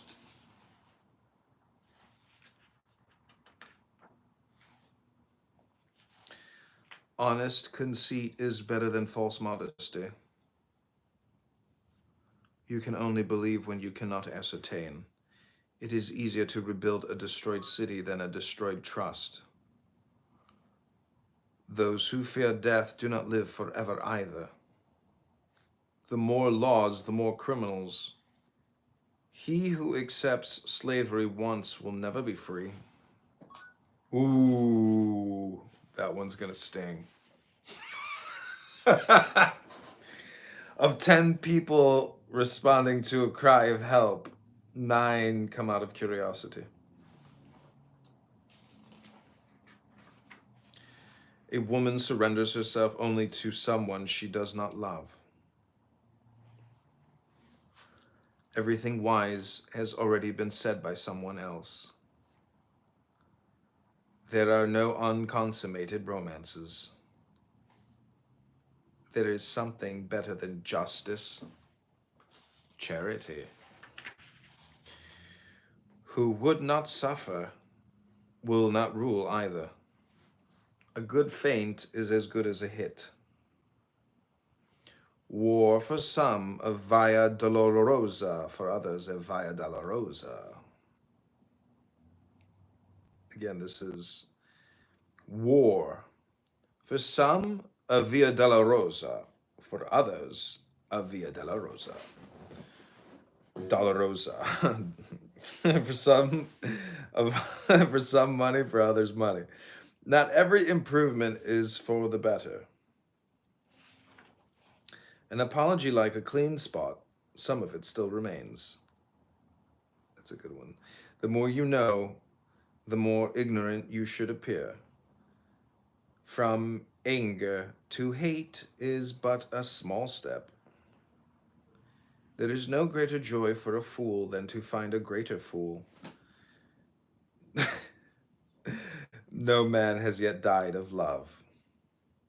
An old lover is like an old stove. Much smoke, little steam. A smile and good humor are signs that you dominate your fate. That's a good one. To smile, you need someone to smile as well. Sadness is the worst advisor. Man does not fear death, only the suffering. The difference between Western and Eastern intellectuals is that the former have not been kicked in the ass enough. A brilliant liar, he has total recall. Scientists must be prepared that the houses they build will be inhabited by others. Punishment usually comes disguised as injustice. God acts incognito. Good Christians imagine that God keeps the best records. In politics, instead of playing, they always shuffle cards. A philosopher, someone who can be silent in different languages. Tell me what books you have at home, I'll tell you who you are. The rich are bored more expensively. Poets and canaries stop singing when paired. Faith moves mountains, but where? When they praise you behind your back, don't turn around. All is in God's hands. Only history managed to slip out from his control. God is not a gambler, but he does have a weakness for them. Not knowing when you die makes life possible. You don't feel your old age. Others do. Only victorious countries have truly famous soldiers. Sleep, preview of death. The laws are like spider webs. The sparrow flies through them. The fly gets the penalty. Freedom, unlike love, does not win when naked.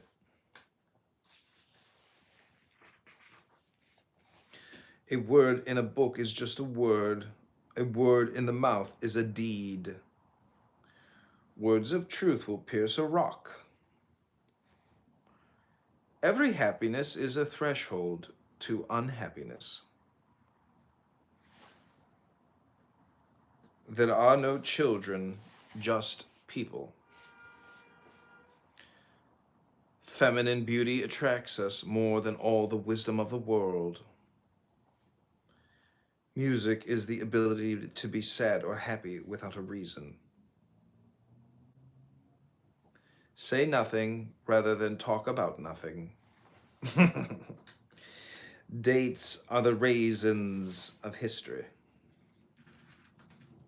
We rule the world and are being ruled by women. Unhappiness, like love, binds people together. Can you tell the truth? Learn also to listen to it. Only marriage permits us to form an accurate image of a woman. Unmarried women all resemble each other. Who belittles sin diminishes virtue. There are more bloodsuckers than blood donors. Quite a few married couples prove that misfortunes come in pairs. A whisper goes farther than a shout. A smile is half a kiss. That's a good one. A beautiful woman is like a duck. Too much for one, not enough for two. A lottery has at least one virtue. You cannot lose if you don't play. A lie has short legs, but it runs faster than the truth. He who calls the noisy ones to order shouts the loudest. Intelligence, when detected early, is curable. Words convey wishes, while deeds have power. It is more difficult to live one day well than to write a book.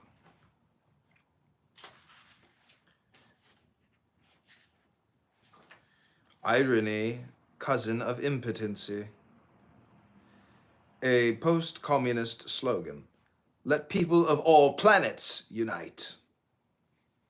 Snow, powdered water. A dog, a domesticated animal, least smart about humans. Envy will sacrifice the most.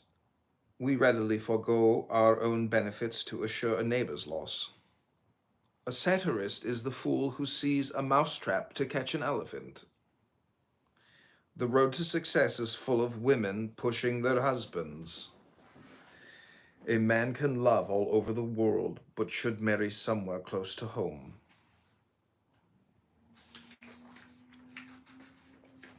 I had so much joy in my creations that there cannot be a question of merit. Pity, a feeling equally disagreeable for the giver and the recipient. Wine makes people transparent.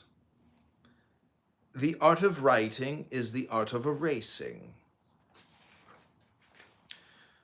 Those fare best who are loved by people. Life does not grant us what we wish, but what it has for us. Nothing soothes a psychic wound better than the smell of a train's smoke. Some people are like the blind man who stole and ate his own chicken. Only serious people can truly laugh.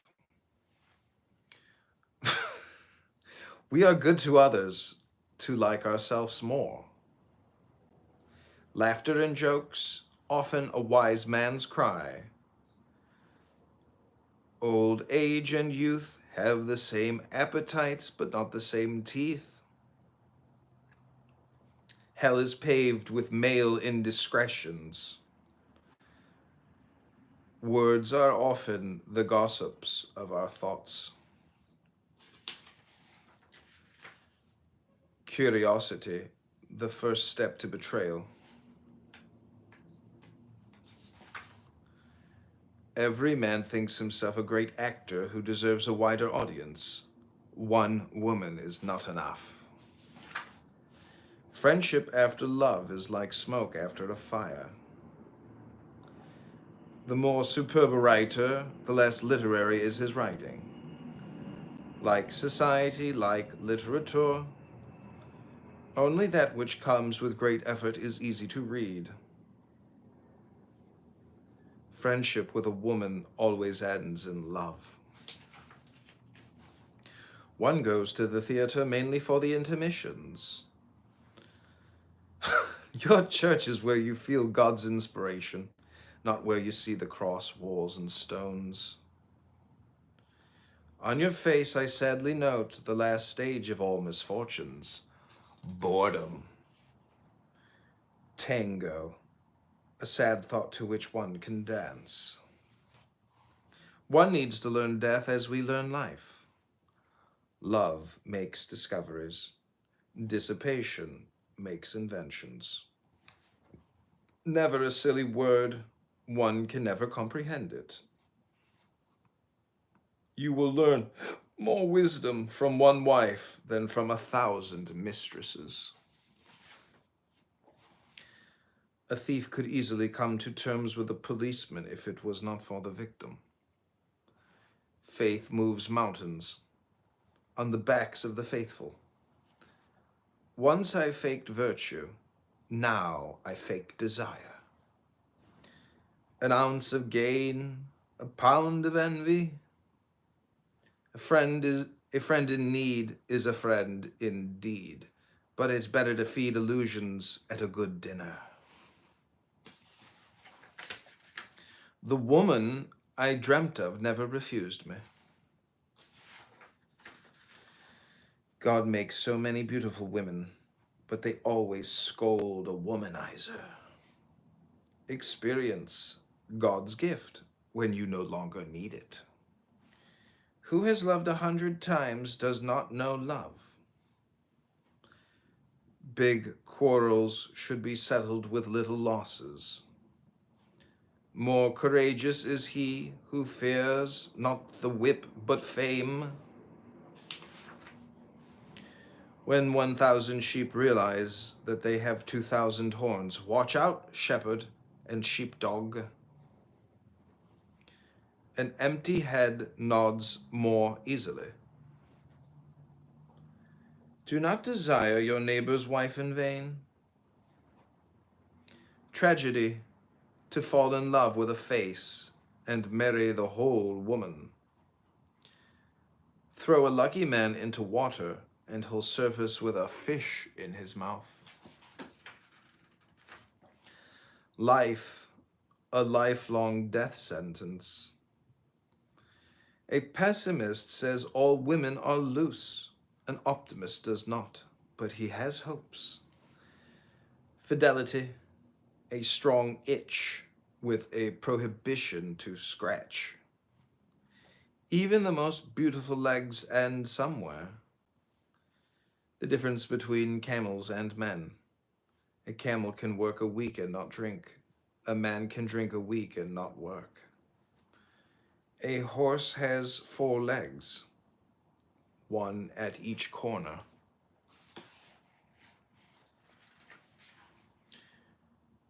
A new sickness, megalomania.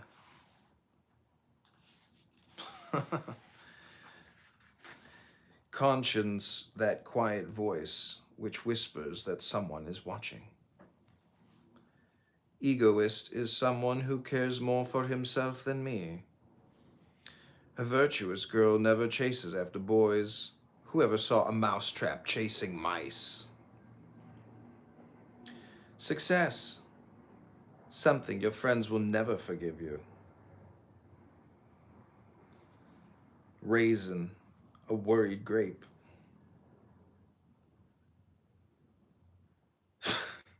A flea, an insect which has gone to the dogs. Corpus delecti, a delicious body. In partibus infidelium, she is unfaithful, but only partly. Wit is a very important part of a woman's outfit. You can never be too picky when choosing parents.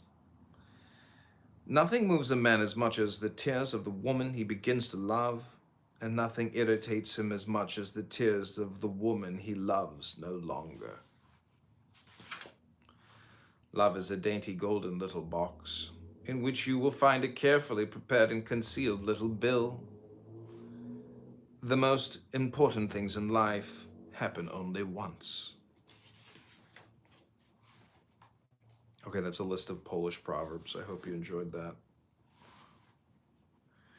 To complete this tour of Polish wit and wisdom, here are some proverbs which are either original or rare occurrence in the world of proverbs or express a universal idea in unusual fashion worth remembering. Thus, a universal proverb, man proposes, God disposes, in Polish corresponds to Chłop strzela, Pan Bog kule nosi, or literally man shoots and God carries the bullets. The proverbs had been translated by Helen Stanwich Zand, Polish Proverbs, 1961, were produced here with kind permission of the Polish American Journal. What the shell absorbs in youth, of that it will smell in old age. The way is never long to one's beloved. Love without money, gateway to misery. A good wife is the husband's crown. Where the tail rules, the head blunders. Where the devil can't manage, he'll send a woman. Mother's voice is God's voice. She is not the mother who bears, but the one who rears. A guest in the house is God in the house. What one thinks when sober, one says when drunk. The tavern will not spoil a good man, nor the church mend a bad one. As Jacob to God, so God to Jacob. Who digs pits under others falls into them himself. The man has not yet been born, who can please everyone. Do not shoot with powder when you can shoot peas. God guards the guarded. The drowning man clutches at a razor. Better an ounce of luck than a pound of gold. The violin does not play for everyone. Money is a good servant, but a poor guide.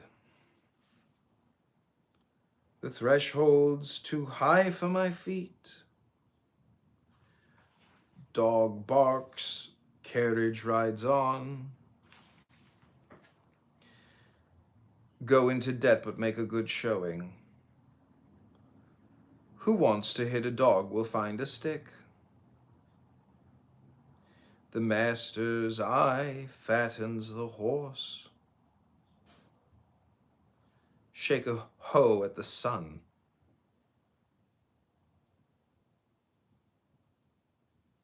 To a wise head, 2 words are sufficient.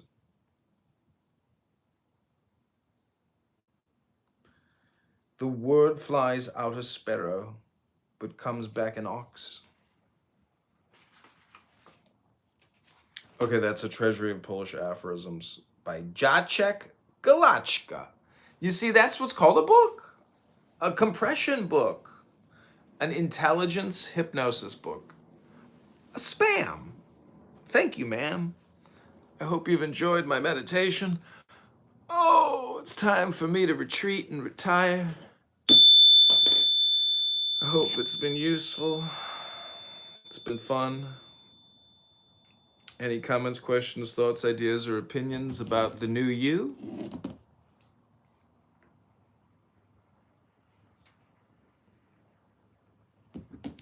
Thank you for the opportunity to reflect and ponder.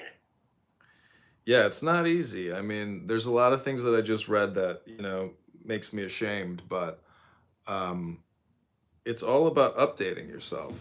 And people don't do that, Part of education and therapy is to make yourself a better person by reflecting on past mistakes. If there's such a thing as original sin, it's just your karma. It's what you did. It's what you chose. You were just unaware of the fact that you were making a bad decision.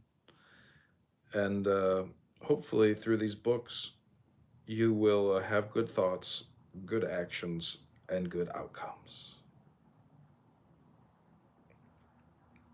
But again, just try to focus in on that 1% of spam. Stop with all the 99% of spam.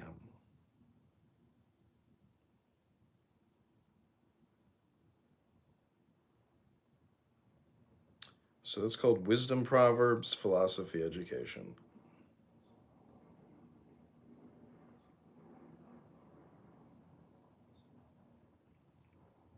You could call this a communication experience or a communication seminar. Therapy, healing, the mass information and mass communication, spamiverse.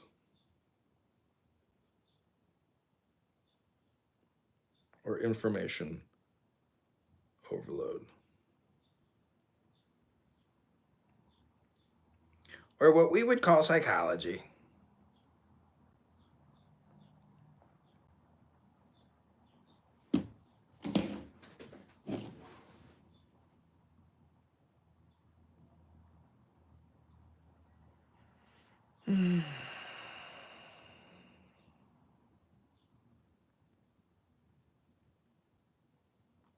Well, we could also just call it meditation.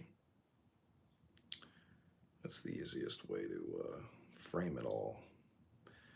Not many people know that reading a book out loud or even silently is a form of meditation. Everybody is so rigid in their definitions, but I don't know. When I read a book, I'm like, you know what? I'm actually meditating right now, bro. And it feels pretty good. Yeah, that's right. I feel good. I feel relaxed, like I hypnotized myself on some high-quality spam. That's my definition, and I'm sticking to it. That's right. We are spam educationalists and hypnosis projection for relaxation purposes, otherwise known as meditation, reading a book.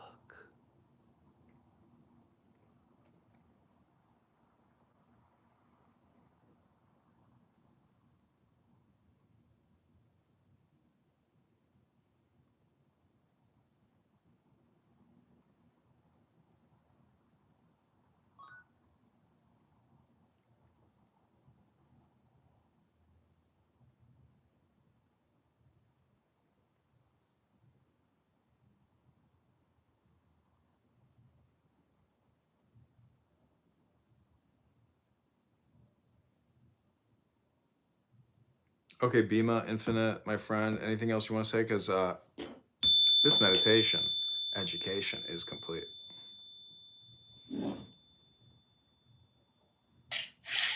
No, thanks again. Thank you, Infinite. Health, wealth, love, peace of mind, happiness, and strength. Let's stay in touch. Follow me on YouTube. Follow me on Instagram. Keep this hypnosis going. I hope it's been fun. See you around. Thanks for the reading. And yeah, Zach is doing some pretty cool stuff. I stalked him, looked at his Patreon, and he's a pretty cool dude. Alrighty, we'll see you around. Okay, bye Bima. Bye Infinite. Bye my friend. Bye Son Tulip. Bye Ben. Thanks for coming to the Clubhouse Spam, you clown, meditation tree room. Also, the Communication Spam Comedy Projection Room with Communication Consultant in the Doge Republican's house, as well as Free Yourself from Clubhouse Spam in the Republican Comedy House with comedian. Health, wealth, love, peace of mind, happiness, and strength.